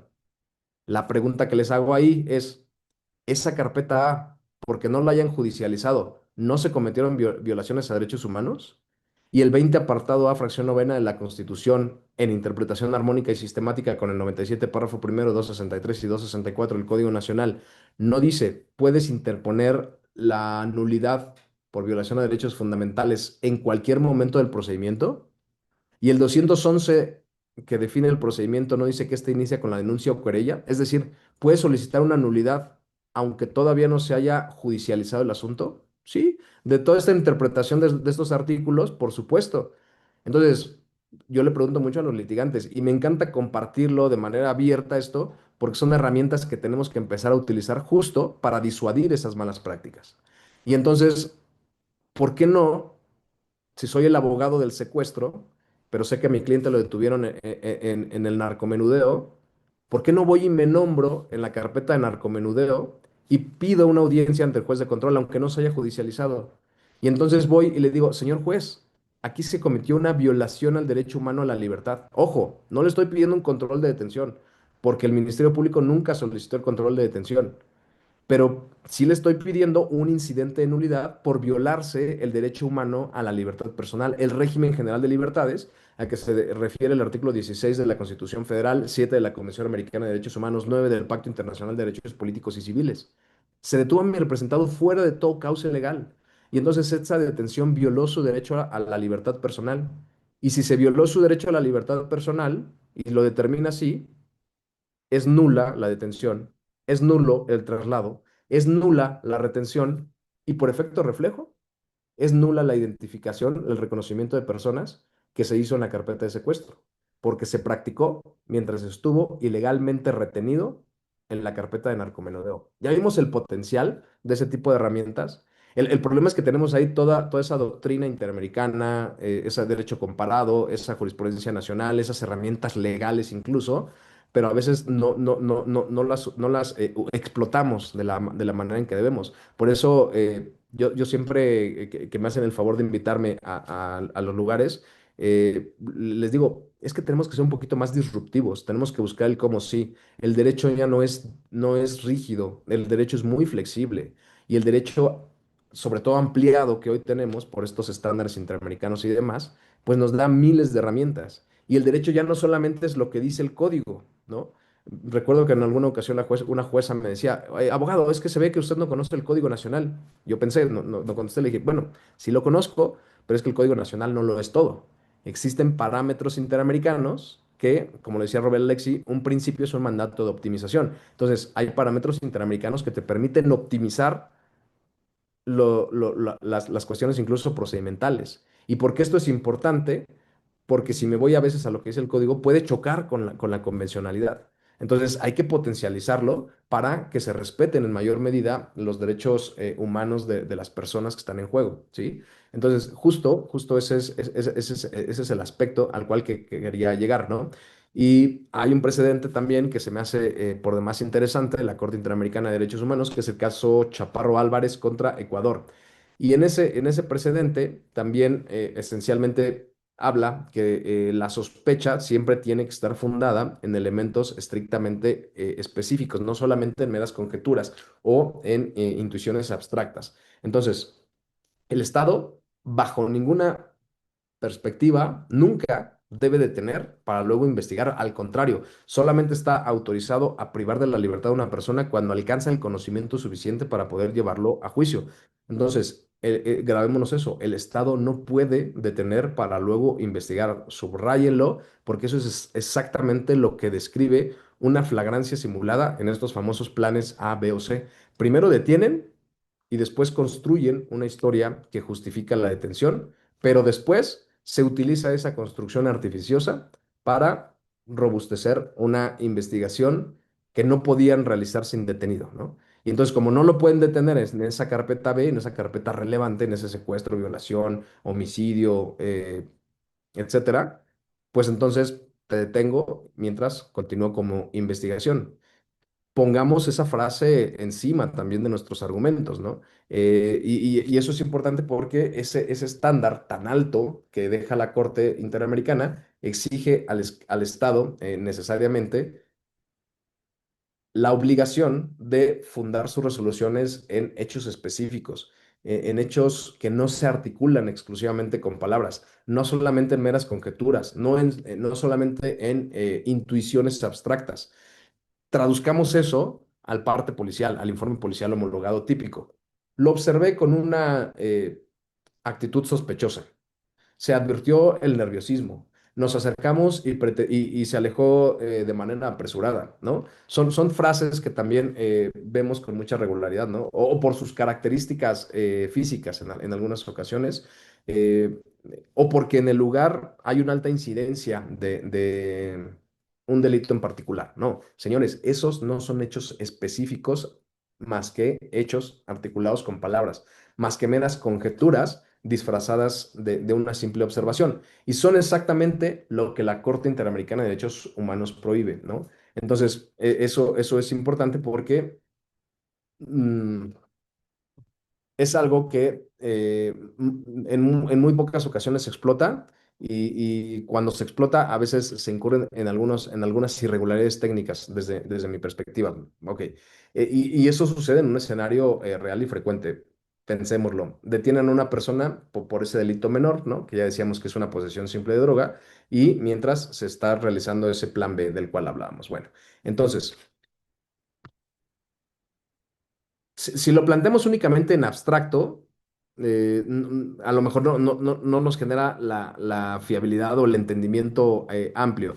Vamos a ponerle un nombre, vamos a poner que el imputado se llama Juan, ¿no? Entonces, a Juan lo detienen un viernes por esa posesión simple de droga con una cantidad pequeña, es un delito menor, típicamente es una carpeta que no le importa a nadie. ¿Y por qué esto es relevante? Porque les decía, a ver, ¿por qué no vas y te nombras a la carpeta del plan A? Aprovechemos incluso ese desaseo. Esas carpetas están tan mal armadas que están plagadas de inconsistencias, que no les preocupa configurar la flagrancia como una flagrancia que se iban a judicializar, que saben que le van a dar libertad en sede ministerial y entonces le dan libertad y luego van a ejecutar la orden de aprehensión que mientras estaban preparando. Bueno, pues entonces aprovechemos justamente esas deficiencias estructurales en esa fabricación de carpetas de investigación, ¿sí? Lo llevan luego a la agencia del Ministerio Público y mientras el Ministerio Público ahí lo tiene retenido en otra oficina, pues el otro fiscal que lleva la carpeta B, la del secuestro, que tenía atorada desde hace algunos meses, pues se entera de que hay un detenido disponible, porque lastimosamente en muchas ocasiones ni siquiera se trata de la misma persona, ¿no? Y entonces solamente dice, tráiganmelo, le voy a hacer un reconocimiento a ver si la víctima lo identifica, practican el reconocimiento y la víctima en las condiciones lo señala y con ese señalamiento pues ya tenemos un imputado, ya tenemos al pobre Juan vinculado a proceso con prisión preventiva oficiosa, ¿no? Entonces sigamos esa cadena juntos. La persona que estaba en sede ministerial, ¿por qué? Por la detención de un delito menor. ¿Qué pasa si la defensa logra que se declare que esa detención es violatoria de derechos humanos, que esa privación de la libertad, no vamos a llamarle detención para no confundir con un control de detención? Esa violación de derechos humanos obviamente generó esta violación y por efecto reflejo generó nulidad tanto de la detención como de la información estrictamente relacionada. Bueno, pues entonces ahí estamos justamente verificando una herramienta de gran poder para destruir esa injusticia que se llevó a cabo derivado de ese reconocimiento espurio, ¿no? ¿Por qué? Porque si se nulifica la diligencia de reconocimiento de personas, nos quedamos sin identidad, nos quedamos sin saber quién fue, aunque obviamente la fiscalía ya lo va a saber, pero si no demuestra, recordemos, esa fuente independiente, y esa fuente independiente comprueba para justificar por qué esa información es estrictamente autónoma de la diligencia de reconocimiento, pues entonces no se va a establecer esa identidad. Podremos tener testigos que describan al responsable de la conducta, pero no va a haber, por lo menos en esa carpeta B, ningún acto que diga es él, es Juan, ¿sale? Y sin esa identidad no hay imputación, sin esa imputación no puede haber vinculación, evidentemente, y no va a haber juicio. Entonces, volvamos con Juan por unos segundos para que veamos un poco más la potencia de esto, ¿no? Esa carpeta del plan B de la que hablamos, la carpeta de secuestro, por supuesto que puede tener una víctima aterrada. Puede tener una teoría del caso, un fiscal totalmente decidido a llevarla hasta la última de sus consecuencias, pero todo eso apunta exclusivamente hacia el secuestrador.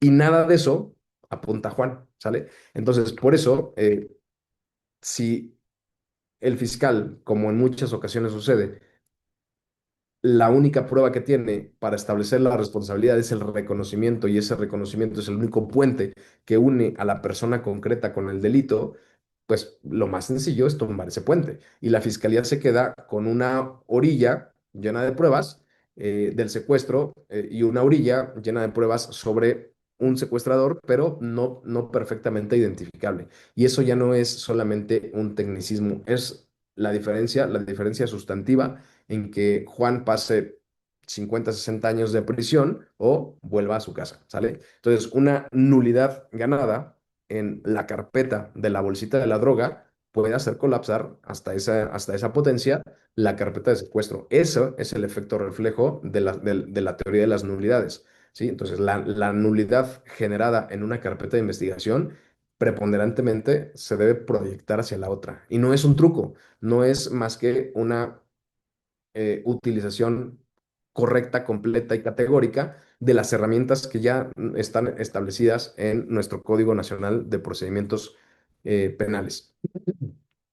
Ahora, ¿qué podría contestar el fiscal y por qué es importante conocerlo, ¿no? Sería también deshonesto en cuanto a todo esto que hemos estado hablando, vender la idea de que la regla de exclusión es como una varita mágica. No, no lo es. Y precisamente porque tiene un tema llamémoslo truculenta, ¿no? Ya decíamos, existen estas excepciones y el fiscal, por supuesto, que las conoce. Entonces, estas excepciones de las cuales ya habíamos adelantado un poco que es la fuente independiente, bueno, pues el fiscal nos va a decir, lo que pasa es que conseguimos esa prueba por otra vía y esa prueba es limpia y es autónoma, decíamos, no depende de la violación, ¿no? Hablábamos del nexo causal atenuado o el vínculo atenuado y puede decir, bueno, la violación y la prueba pasó por tantas cosas o intervino algo tan distinto que esa parte viciosa, ese veneno que existía en la prueba ya se diluyó un poco. O dirá que también se actualizó descubrimiento inevitable porque de todas formas habría llegado a la misma prueba, pero por caminos legales, ¿no? Bueno, hay una más discutida porque decíamos que doctrinalmente puedes allegarte de todas las que se han desarrollado y una de ellas es, por ejemplo, el de la buena fe de la gente. Pero bueno, vamos a dejar un poquito ese tema de la intuición de cada una de las frases y vamos a ver de manera general cómo se configuran estas teorías de excepción a la regla de exclusión probatoria. Y estas excepciones no son un invento de la Fiscalía, ¿no? Ya decíamos, la primera sala de la Suprema Corte de Justicia de la Nación, en esa tesis de la cual ya les diría el número de registro, importó sus tesis primas, sus tesis de Estados Unidos de América, y de las cuales había puntualizado que se las haré saber en su momento, porque no las tengo ahora a la mano. Pero bueno, hay una específicamente en la cual la policía obtuvo ilegalmente la información del detenido, donde revela, bueno, eso es una persona desde luego que está por un feminicidio hacia una niña, obtiene la información de manera incorrecta sobre la ubicación del cuerpo de la niña y resultó que había una brigada de búsqueda que estaba peinando exactamente esa misma zona.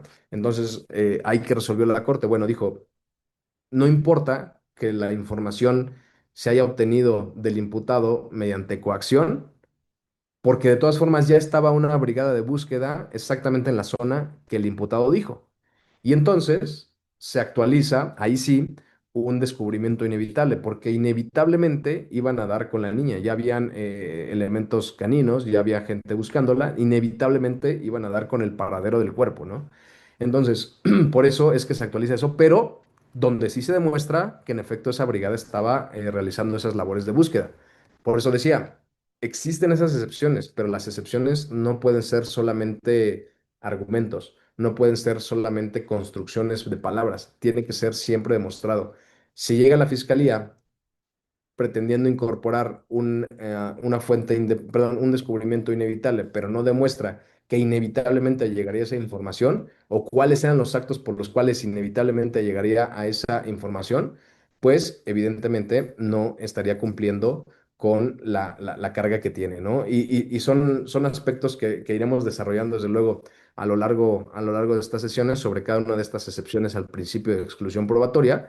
Y que conviene saber para también conocer cómo defendernos. Miren, cuando en muchas ocasiones también me invitan a platicar sobre temas de argumentación jurídica, yo les digo, la argumentación, tenemos ahí modelos enriquecedores, ¿no? Por ejemplo, el modelo de Toulmin, donde el modelo de Toulmin te dice, a ver, primero establece la conclusión a la cual quieres llegar, que es la pretensión esencialmente. Luego aporta los datos, luego aporta el puente, que es lo que decíamos, lo que une el dato con la cuestión jurídica, luego aporta el aspecto jurídico, luego hace el ejercicio de subsunción y finalmente adelántate a la posible respuesta que vas a tener de tu contraparte. Adelántate a la objeción. Y eso es muy importante, porque si nosotros conocemos todas estas excepciones al principio de exclusión probatoria, podemos adelantarnos a ellos para que desde nuestra primera intervención ya estemos adelantando el contraargumento y no esperemos a la segunda vuelta, ¿sí? Esa es la importancia de saber todas las posibilidades que nos pueden contestar para ir preparando desde nuestro argumento el cerrar la puerta a esas posibilidades y que cuando el juez escuche lo que está argumentando nuestra contraparte, dijo, efectivamente, se lo está argumentando, pero el abogado defensor ya se hizo cargo de eso, ¿sale? Entonces, que la contrarréplica la tengamos todavía mucho más sencilla. Por eso es importante el uso de estos modelos argumentativos, ¿sale? Bueno, eh, volvamos un poco, volvamos unos minutos a la persona del principio, ¿no? A la persona que el día martes estaba en esa esquina vacía, eh, donde hay un testigo que en realidad no existía, donde estaba esa droga que apareció 4 horas después, hace dos quizá, y ese caso que era dificilísimo de defender porque se ajustaba puntualmente a lo que dice el 146 en relación a la flagrancia. Bueno, ahora, después de lo que hemos hablado, evidentemente ya no lo estamos viendo igual, ¿verdad? Ahora estamos viendo que se trata de una detención simulada y que esa detención simulada no solamente tiene efectos probatorios, sino que activa el artículo 97 por tratarse de pruebas prohibidas y que en el mejor de los casos incluso activa el efecto corruptor y que si derivado de esa detención se llevó a cabo un reconocimiento de personas para después solicitar una orden y formular imputación en una carpeta de secuestro, pues como ya combatimos esa primera carpeta de esa detención simulada, tiene un efecto reflejo hacia ese reconocimiento de personas y por lo tanto esa carpeta 2 de secuestro ya se quedó sin identidad de la persona imputada. Bueno, entonces ya vimos cómo con esta charla preliminar vamos descubriendo el veneno que en muchas ocasiones pasamos por alto y es un efecto secundario. Ya no vamos a dejar de verlo, ya más bien vamos a leer un informe policial con un poco más de acuiciosidad y nos va a saltar de manera inmediata la hora que no cuadra y nos va a saltar de manera inmediata todas esas frases estereotípicas, todas esas frases que se repiten de uno a otro informe y entonces vamos a buscar el argumento específico para hacer notar que comprobar eso o corrobar eso requiere una información objetiva aledaña. y que requiere una motivación reforzada por parte del Ministerio Público. Y entonces escucharemos sobre se practicó un reconocimiento y automáticamente pensaremos, bueno, ¿y ese reconocimiento se practicó mientras mi representado estaba detenido? Entonces ya empezamos a tener miradas nuevas, unas ópticas nuevas que se nos van instalando y que a lo largo de nuestra carrera, bueno, así lo considero yo, ya no se apagan. Entonces, si me permiten, es una forma, digamos, de formación profesional para reconfigurarnos, ¿sale? Entonces, también es algo que nos dota de esas herramientas necesarias y sobre todo de la aplicación técnica de esas herramientas necesarias. Sobre todo, llamémoslo así, en un mercado donde miles de abogados ofrecen simplemente una defensa penal, pero donde ustedes pueden ofrecer algo distinto y verificable, un dominio en el litigio, un dominio técnico, un rigor técnico eh, en temas, por ejemplo, de exclusión probatoria, de control de convencionalidad en cuanto a la exclusión probatoria. Entonces, es un abogado que buscarán para casos mucho más difíciles, ¿no? Y ya deja de convertirse solamente en una simple técnica y se convierte en consecuencia en un posicionamiento, en un posicionamiento, ¿cómo llamarlo?, profesional. Bueno, entonces con eso considero podríamos estar cerrando la sesión del día de hoy y quedo atento por si tiene alguna duda o comentario. Correcto, doctor Daniel. Si me permites, doctor, nada más quiero compartir esto. Antes, de quien tenga alguna duda o comentario, levantará su mano virtual. Gracias a los amigos que nos ven a través de redes sociales. El próximo, miren, los próximos 3 viernes del mes de julio, 17, 24 y 31, en un horario de 7 a 9 de la noche, vamos a tener este curso, la prueba ilícita y sus consecuencias, nulidad, exclusión y ausencia de valoración del proceso penal. El costo es de 450 pesos, incluye sesiones en vivo en Zoom, videograbaciones permanentes a correo de Gmail y constancia de participación digital. ¿Quién lo va a impartir? Pues el juez de control del Poder Judicial del Estado de México en retiro, el doctor Martín Daniel Venegas Suárez. A todos los que ya están dentro de Zoom y los que nos ven, nos verán en repetición. Bueno, pueden mandar un mensaje al WhatsApp 55 41 34 56 92 para que les demos informes. ¿Qué vamos a ver en estas 3 clases? Si me lo permites nada más rápido, mi querido. Pues vamos a ver justamente qué vuelve ilícita. Vamos a ver en la sesión uno la prueba ilícita, concepto, fuente y alcance. ¿Qué vuelve ilícita una prueba? Vicio en la obtención contra vicio en la incorporación. La prueba ilícita directa y prueba ilícita derivada, el efecto reflejo.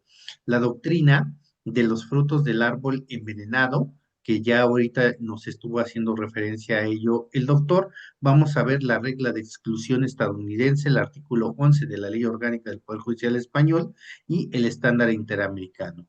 En la clase 2 vamos a ver las consecuencias, la nulidad y la exclusión de prueba. Veremos la nulidad de la prueba ilícita de pleno derecho o, nos dice aquí, permítanme leer, o declarada, la nulidad del acto o ineficacia probatoria. Veremos la distinción frente a las nulidades procesales y ordinarias, la regla de exclusión probatoria, cómo opera y en qué etapa, la diferencia operatoria entre anular y excluir. Y en la clase 3 veremos de nueva cuenta las consecuencias, la ausencia de valoración y litigio estratégico, la nulidad, la exclusión, la no valoración de la prueba, la ausencia de valoración como tercera vía,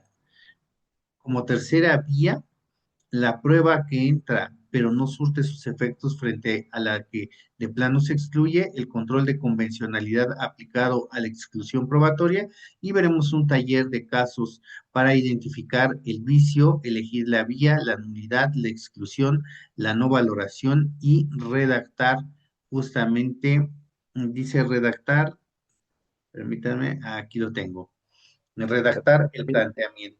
Ahí está, no, no lo había hecho yo en grande, pero aquí está el número de inscripción, el 55 41 34 56 92. Ojalá se inscriban y pues bueno, vamos a dar el uso de la voz a quienes estén ahorita en este momento. Agradezco también, realmente han sido un buen número de participantes, doctor Daniel. Hemos llegado a un pico máximo como de 180 participantes, entre los que entran, salen, y los amigos que nos ven por YouTube, por Facebook, que pueden enviar sus preguntas. Bueno, vamos con Germán Molina.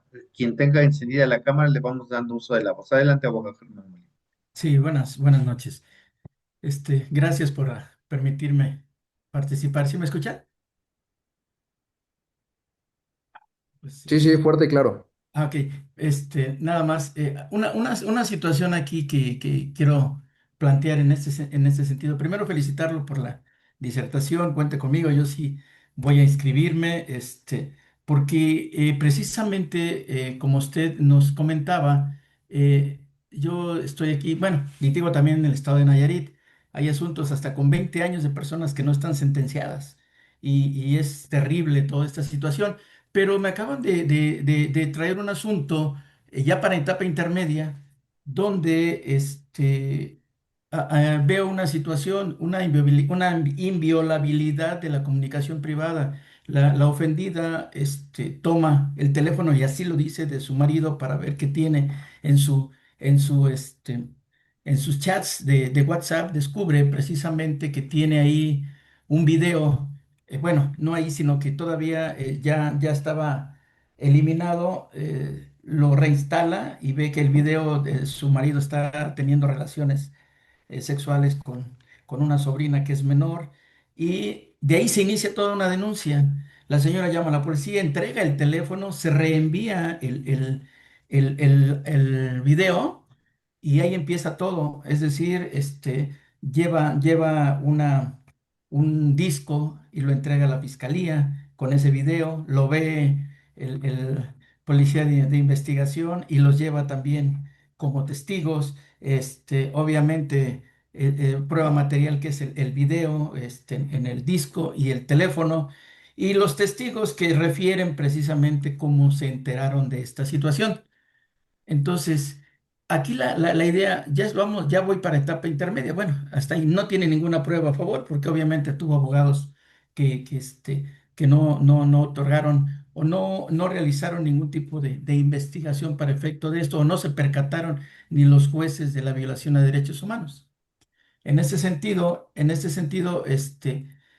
se ataca esta prueba, o estas pruebas se atacan directamente ya en la audiencia intermedia como pruebas, si se supone que el juez no conoce el contenido de las declaraciones. Tendrían que atacarse, para solicitar la nulidad, los registros de la investigación o la prueba en sí, o ahí cómo sería el asunto. Es únicamente, es para tener un panorama, señora. Sí, tengo el micrófono, sí. Ah, muy interesante porque veamos, hay dos violaciones de lo que yo escuché y las dos tendrían que ser atacadas de mi perspectiva. Sí. La Suprema Corte de Justicia de la Nación, en una tesis que, bueno, búsquenla así como defensa formal y material, y habla de esas dos vertientes del derecho a la defensa, ¿no? Desde el aspecto formal, es que sea un abogado que tiene licencia, eh, cédula profesional, pues, licencia del Estado para el ejercicio de la abogacía. Y eso es de la mayor relevancia porque también dice, y hay una defensa material, y esta defensa material implica que el abogado haya interpuesto recursos, haya generado prueba, etcétera, ¿no? Entonces, ahí hubo una violación al derecho de defensa y esa violación genera una nulidad. Y hay un precepto específico, 92, 94, no recuerdo bien, del Código Nacional de Procedimientos Penales, que es la reposición de plazos. Entonces, si la defensa no hizo nada, podemos solicitar la nulidad de ciertas partes y reponer plazos porque no se llevó a cabo la defensa técnica. Y el segundo aspecto del cual usted me habla, pues también hay una violación. Y la Suprema Corte de Justicia de la Nación lo dijo. Y dijo, no, la violación no siempre vienen de autoridades, también vienen de particulares. Y entonces hay un precedente, déjeme ver si lo encuentro. ¿Ok? Fíjese, es el amparo en revisión 2 de 2020, amparo en revisión 2 de 2020, que habla de el ilícito constitucional. Y el ilícito constitucional es la violación a derechos humanos que realiza un particular. De hecho, ese caso es muy interesante. No viene del ámbito penal, viene del ámbito civil. Y se trata de una controversia familiar que deriva justamente de un esposo que está revisando los correos electrónicos de su esposa o viceversa, no recuerdo bien, pero genera nulidad de toda esa información en la vía civil, cuanto más en la vía penal, ¿no? Entonces, esa teoría del ilícito constitucional es la violación a derechos fundamentales de los particulares, que por supuesto puede ser utilizada en el ámbito penal. Muy bien. Doctor, voy con el abogado Alejandro Vega. Por delante, abogado Alejandro. Buenas tardes a todos, buenas tardes. Maestro, quería ver si dentro del curso también pudiera tocar un punto fino que acaba ahorita de desplayar y contestar, porque esa violación también tiene consecuencias penales. Y acá, yo les digo en Sonora y Sinaloa, en un amparo, porque nos fuimos a la no vinculación y el juez de distrito ordenó que se le abriera carpeta de investigación al Ministerio Público porque falseó un IPH. O sea, le formaron la carpeta, así como lo dice usted. Fue por narcomenudeo y la otra fue por violación. Se fueron con el plan A, plan B, plan C, plan D, le giraron 3 órdenes de aprehensión en una sola audiencia. Se le tumbamos la no vinculación en una, y en cuanto salió de la otra, ya las tenían preparadas todas. Y el error fue que desde la primera el IPH era de un delito de despojo, nada más porque buscaron que coincidiera la fecha y la metieron, pero fue irrelevante porque las personas, el afectado nos dio la manifestación que no estaba en ese lugar y pedimos la información al secretario de Seguridad Pública e informó, vía informe, que no participó, no se generó esa llamada porque ponen la llamada, ponen el folio del C5, pedimos el C5 y pues se abrió investigación tanto al jefe de célula, porque es el que firmó todos los actos de investigación, y al primer respondiente. Entonces, si pudiéramos agregar ese punto fino para poder desarrollarlo también como estrategia. Sí, por supuesto. De hecho, esa es la finalidad, usar esos casos que se repiten día a día y de hecho no quedarnos solamente en temas de nulidad. Decíamos, uno de los tres elementos o aspectos de la nulidad es el efecto disuasorio. Y en muchas ocasiones ni la policía ni la fiscalía se va a disuadir solamente porque no resultó. Si no utilizamos la responsabilidad administrativa y penal, no van a haber en realidad consecuencias. Entonces, es necesario también explorar esas dos vías, las vías de las responsabilidades. Correcto. Si me lo permites, doctor Daniel, nada más comentarle, es muy importante, digo, yo ya he hecho esta reflexión, quienes han estado en los cursos, que les digo que no basta que nos quedemos con lo que pasa en las salas de audiencia, ¿sí? Que nos conformemos con el mal actuar de los funcionarios. Hay responsabilidades de tipo administrativo y penal, por lo cual de verdad yo les invito sinceramente a que se inscriban a este curso porque vamos a ir llevando una lógica. Sí, hemos invitado al doctor Daniela que nos acompañe los días viernes, el liceo académico. Entonces, vamos a ir llevando una lógica poco a poquito. ¿Sí? O sea, como él nos lo ha dicho ahorita, es ser disruptivos en el ejercicio del derecho. Entonces, les pido eso, que tengan paciencia, vamos a tener el primer curso, ¿no? Y que espero sea el de muchos y que sea del agrado de todos. Y también, pues, comentarles a los alumnos del liceo académico que quienes se vayan a inscribir no lo hagan de inmediato, porque fíjense, perdón, doctor Daniel, desafortunadamente la ciberdelincuencia ya saben que a todos nos pega y esta vez le pegó al liceo académico, entonces tuvimos que cambiar el número de tarjeta para hacer depósitos, entonces por favor, nada más tomen eso en cuenta cuando nos manden mensaje y a todos los que nos están mandando mensaje se les están dando las formas de pago. Una disculpa y bueno, continuamos con el abogado Fernando Tobías Lucas. Adelante, abogado Fernando. Buenas noches, maestro. Buenas noches, a la Academia Liceo y buenas noches a todos los compañeros y estudiantes que están ahorita presentes. Maestro, hace rato tocó un ejemplo que es clásico a nivel nacional. Yo soy del estado de Oaxaca y a veces la fiscalía no tiene un plan A B, sino hasta tiene un plan C, pues, ¿no? Entonces, por ejemplo, a mí me ha tocado ver que un plan A, pues detienen a una persona porque supuestamente los agentes estatales de investigación lo vieron caminando, se les hizo sospechoso y lo tienen privado de su libertad por 48 horas en lo que investigan, ¿no? Resulta que no les da tiempo para integrar su plan C, entonces supuestamente lo sueltan, ¿no? Y lo vuelven a detener por otro distrito judicial o por decirlo en otro lugar y otra vez lo tienen privado de su libertad por otras 48 horas. Nunca lo suelta, obviamente, ¿no? Que supuestamente para ellos se le va a dar a la fuga. Entonces, ya sumando esto, pues ya tendrán 4 días, tienen lista su carpeta de investigación, que es el plan C. Bueno, a este plan C, que ese es al que nos importa, como en el ejemplo que usted puso, pues a veces la realidad supera la ficción, maestro. Nos toca a nosotros los abogados llevar asuntos que ya están llevados por otros abogados que no tuvieron a lo mejor clases con usted y ver esta situación de pruebas ilícitas. Entonces, nos toca llegar a juicio ya que pues, no lo defendieron en término constitucional, no hubo medios de prueba en etapa intermedia y nos toca llevar forzosamente ahora a hacer una defensa pasiva en juicio. Pero ahorita con lo que usted expone en clase, se me ocurre una idea.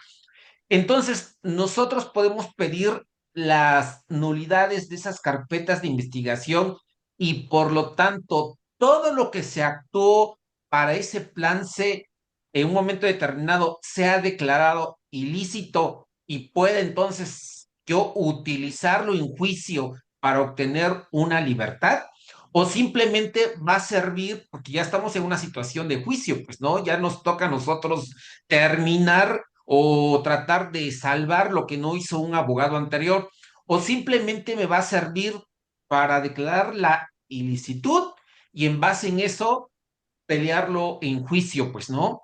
¿Qué es lo que entonces me podría ayudar en un momento determinado las clases con usted? Muy buena pregunta. Con una precisión solamente le respondería que sí.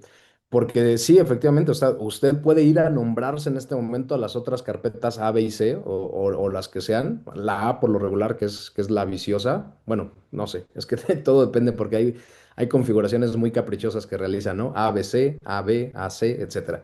Pero bueno, lo que quiero decir es, todas esas carpetas donde esa detención fue totalmente simulada o fabricada, por supuesto, puede ir a nombrarse, solicitar la nulidad.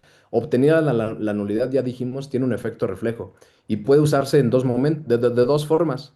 Mediante nulidad refleja, ya decíamos que si usted haga un ejercicio, transcriba o copie y pegue el artículo 97 párrafo primero y transcriba y pegue el 264 y obtenga los elementos más importantes. Nulidad, violación a derechos humanos, en cualquier etapa, en cualquier momento, juez de control, tribunal de enjuiciamiento, y ahí le va a dar claridad mediante ese ejercicio de que la nulidad se puede interponer en cualquier momento, en cualquier etapa, y la puede resolver juez de control o tribunal de enjuiciamiento. ¿Qué significa eso? Que por supuesto la puede interponer en juicio. Entonces puede utilizar la nulidad en juicio, pero no pasa nada. Si le toca a un juez que dice, no, conforme a la doctrina de la teoría de las puertas cerradas, ya no puedo hablar de lo que se generó al momento de la investigación. Bueno, no pasa nada. Tenemos ahí la herramienta de la ausencia de valoración probatoria por violación a derechos humanos, ¿sale? Entonces, yo lo que sugiero es, si tenemos dos oportunidades o tres, aprovechemos las tres oportunidades. Si solo tenemos una, aprovechemos una. Pero en este caso concreto que usted me manifiesta, por supuesto que se puede usar nulidad y también ausencia de valoración por violación a derechos humanos. Correcto, doctor. Vamos con el abogado Agustín García. Adelante, abogado Agustín García. Gracias. Doctor Daniel, buenas noches. Hola. Una pregunta, este, si una defensa a través o por conducto de un compañero de despacho le toma una entrevista a la víctima sin la asistencia de su asesor jurídico y esta entrevista la quiere incorporar como dato de prueba, vámonos a la audiencia inicial. Y al no estar presente su asesor jurídico al momento que se le tomó la entrevista, Y por ahí, bueno, es un derecho fundamental el que la víctima cuente con su asesor jurídico, de acuerdo con el 20 apartado C. La pregunta es, ¿ese dato de prueba es ilícito?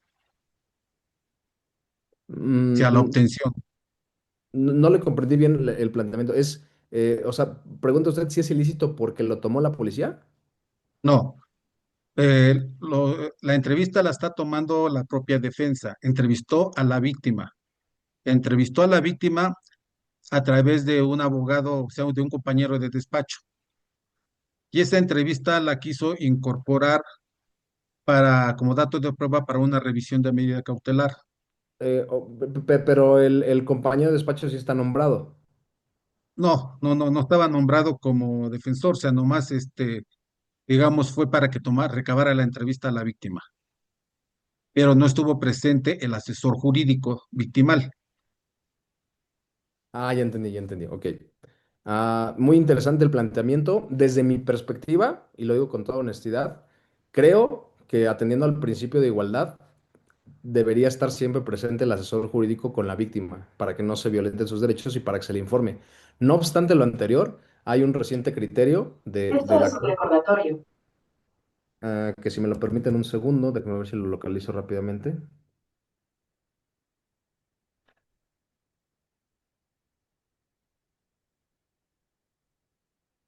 Fíjese, y es el que tiene registro electrónico 2030-688, todavía de la primera sala, y ese lleva por rubro derecho a la asesoría jurídica de la víctima o ofendido del delito en el proceso penal acusatorio. No es equiparable al derecho de defensa adecuada que opera en favor de las personas imputadas. Entonces ahí la Corte sí hizo esa distinción y que si bien ese criterio lo desarrolla en el sentido de que la víctima tiene al Ministerio Público y el asesor jurídico, yo creo, esa es mi consideración y la que mantendré siempre, que la víctima sí tendría que estar siempre acompañada de su abogado. Pero bueno, no jurisprudencialmente, porque es una tesis aislada la que le acabo de dar cuenta, pero ahí habla de la irrelevancia hasta cierto aspecto, ¿no? De que esté presente el asesor. La puede utilizar si eso le conviene, desde luego. Pero a su consideración de usted, estaríamos en presencia de la obtención de un dato de prueba ilícito. Sí, insisto, desde mi perspectiva sí, porque creo que tan importante es el derecho de defensa como el derecho de asesoría jurídica. Porque Gracias. estamos ante una víctima que no es experta en derecho. Entonces no sabe las consecuencias que puede tener su dicho, ¿no? Por eso creo que sí tendría que ser importante. Sí, de hecho, mire, como comentario, este, de hecho, el juez que estuvo en ese momento en la audiencia lo detectó y dijo, efectivamente, ¿no sabes qué? Lo que me preguntó primero me dijo, a ver, defensa, ¿estaba presente, usted cuando recabó esta entrevista, estaba presente su asesor jurídico de la víctima? Le dije, no, ok, entonces no se puede tomar en cuenta. Sin embargo, después esa entrevista la tomó en cuenta para ya de forma desfavorable para la defensa y sobre todo para el acusado, para permitir la incorporación de una entrevista vía lectura. Bueno, vamos a desarrollar algunos otros, ya a lo largo del curso, algunos otros excepciones al principio de exclusión probatoria. Ahorita nada más lo dejo con la idea de que hay un principio que se llama in bonam partem. Y si la violación a derechos humanos me favorece, sí se puede utilizar. Tal vez lo aplicó el juez o tal vez no lo aplicó de esa manera, pero existe ese principio que se llama in bonam partem. Voy con el Gracias. abogado Salvador Ríos Barajas. Adelante, abogado Salvador Ríos. Adelante. Y perdón, una disculpa, pero que ya sea el último el compañero, porque Sí, ya te había comentado, amigo, que tenía que salir a un sí, compromiso, pero por supuesto que escuchamos al licenciado. adelante, sea la última pregunta. Sí, buenas tardes. Pues anticipándole de que me interesa registrarme para este curso que, aunque entré ya un poquito desfasado, ya habían empezado, pero me resulta interesante el tema. Y sí, no le quito mucho ya de su tiempo, nada más no alcancé a apreciar qué otro artículo tenía correlación con el 97. Habló usted de otro, nada más que no lo alcancé a apuntar. 263 y 264 del Código Nacional y de la Constitución 20 apartado A, fracción novena. Muy bien, doctor Daniel. Ya no te entretenemos más. Muchísimas No, hombre, no, gracias un gusto. por esta excelente disertación. Un fuerte abrazo por el Día del Abogado. Realmente a ti y a todos los colegas, pues liberamos al maestro, como dicen, se libera al testigo, ¿no? Al testigo estrella, ¿no? Para que yo ya nada más dé, pues, el último pincelazo, porque me siguen preguntando en qué número se inscriben, doctor. Bueno, muchísimas gracias a todos y fuerte abrazo. Pasen muy bonito el Día del Abogado. Nos estamos viendo. Abrazo fuerte. Gracias, doctor. Bueno, pues para aquellos que me están preguntando, vuelvo a poner la información aquí. Miren, aquí está. El curso es la prueba ilícita y sus consecuencias, nulidades, exclusión y ausencia de valoración en el proceso penal. ¿Qué incluye? El costo del curso es de 450 pesos, incluye las sesiones en vivo en Zoom, videograbaciones permanentes a correo de Gmail y constancia de participación.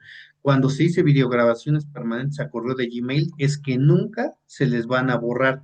Aquí nosotros, nuestra política no es de links de 60 o 90 días.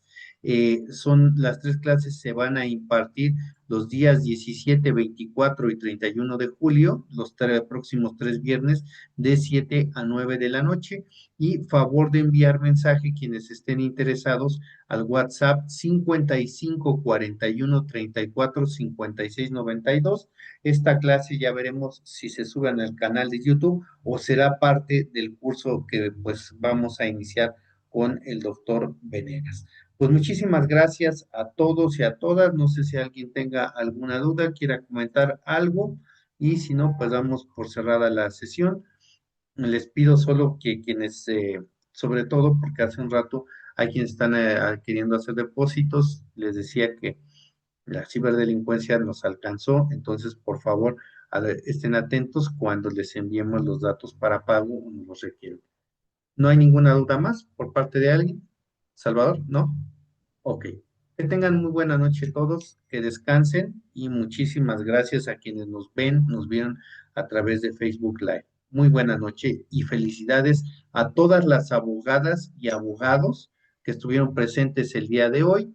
Un fuerte abrazo para cada uno de ustedes para este domingo 12 de julio y un fuerte abrazo a toda la comunidad jurídica que sigue al Liceo Académico. Que tengan buenas noches y nos vemos el próximo viernes.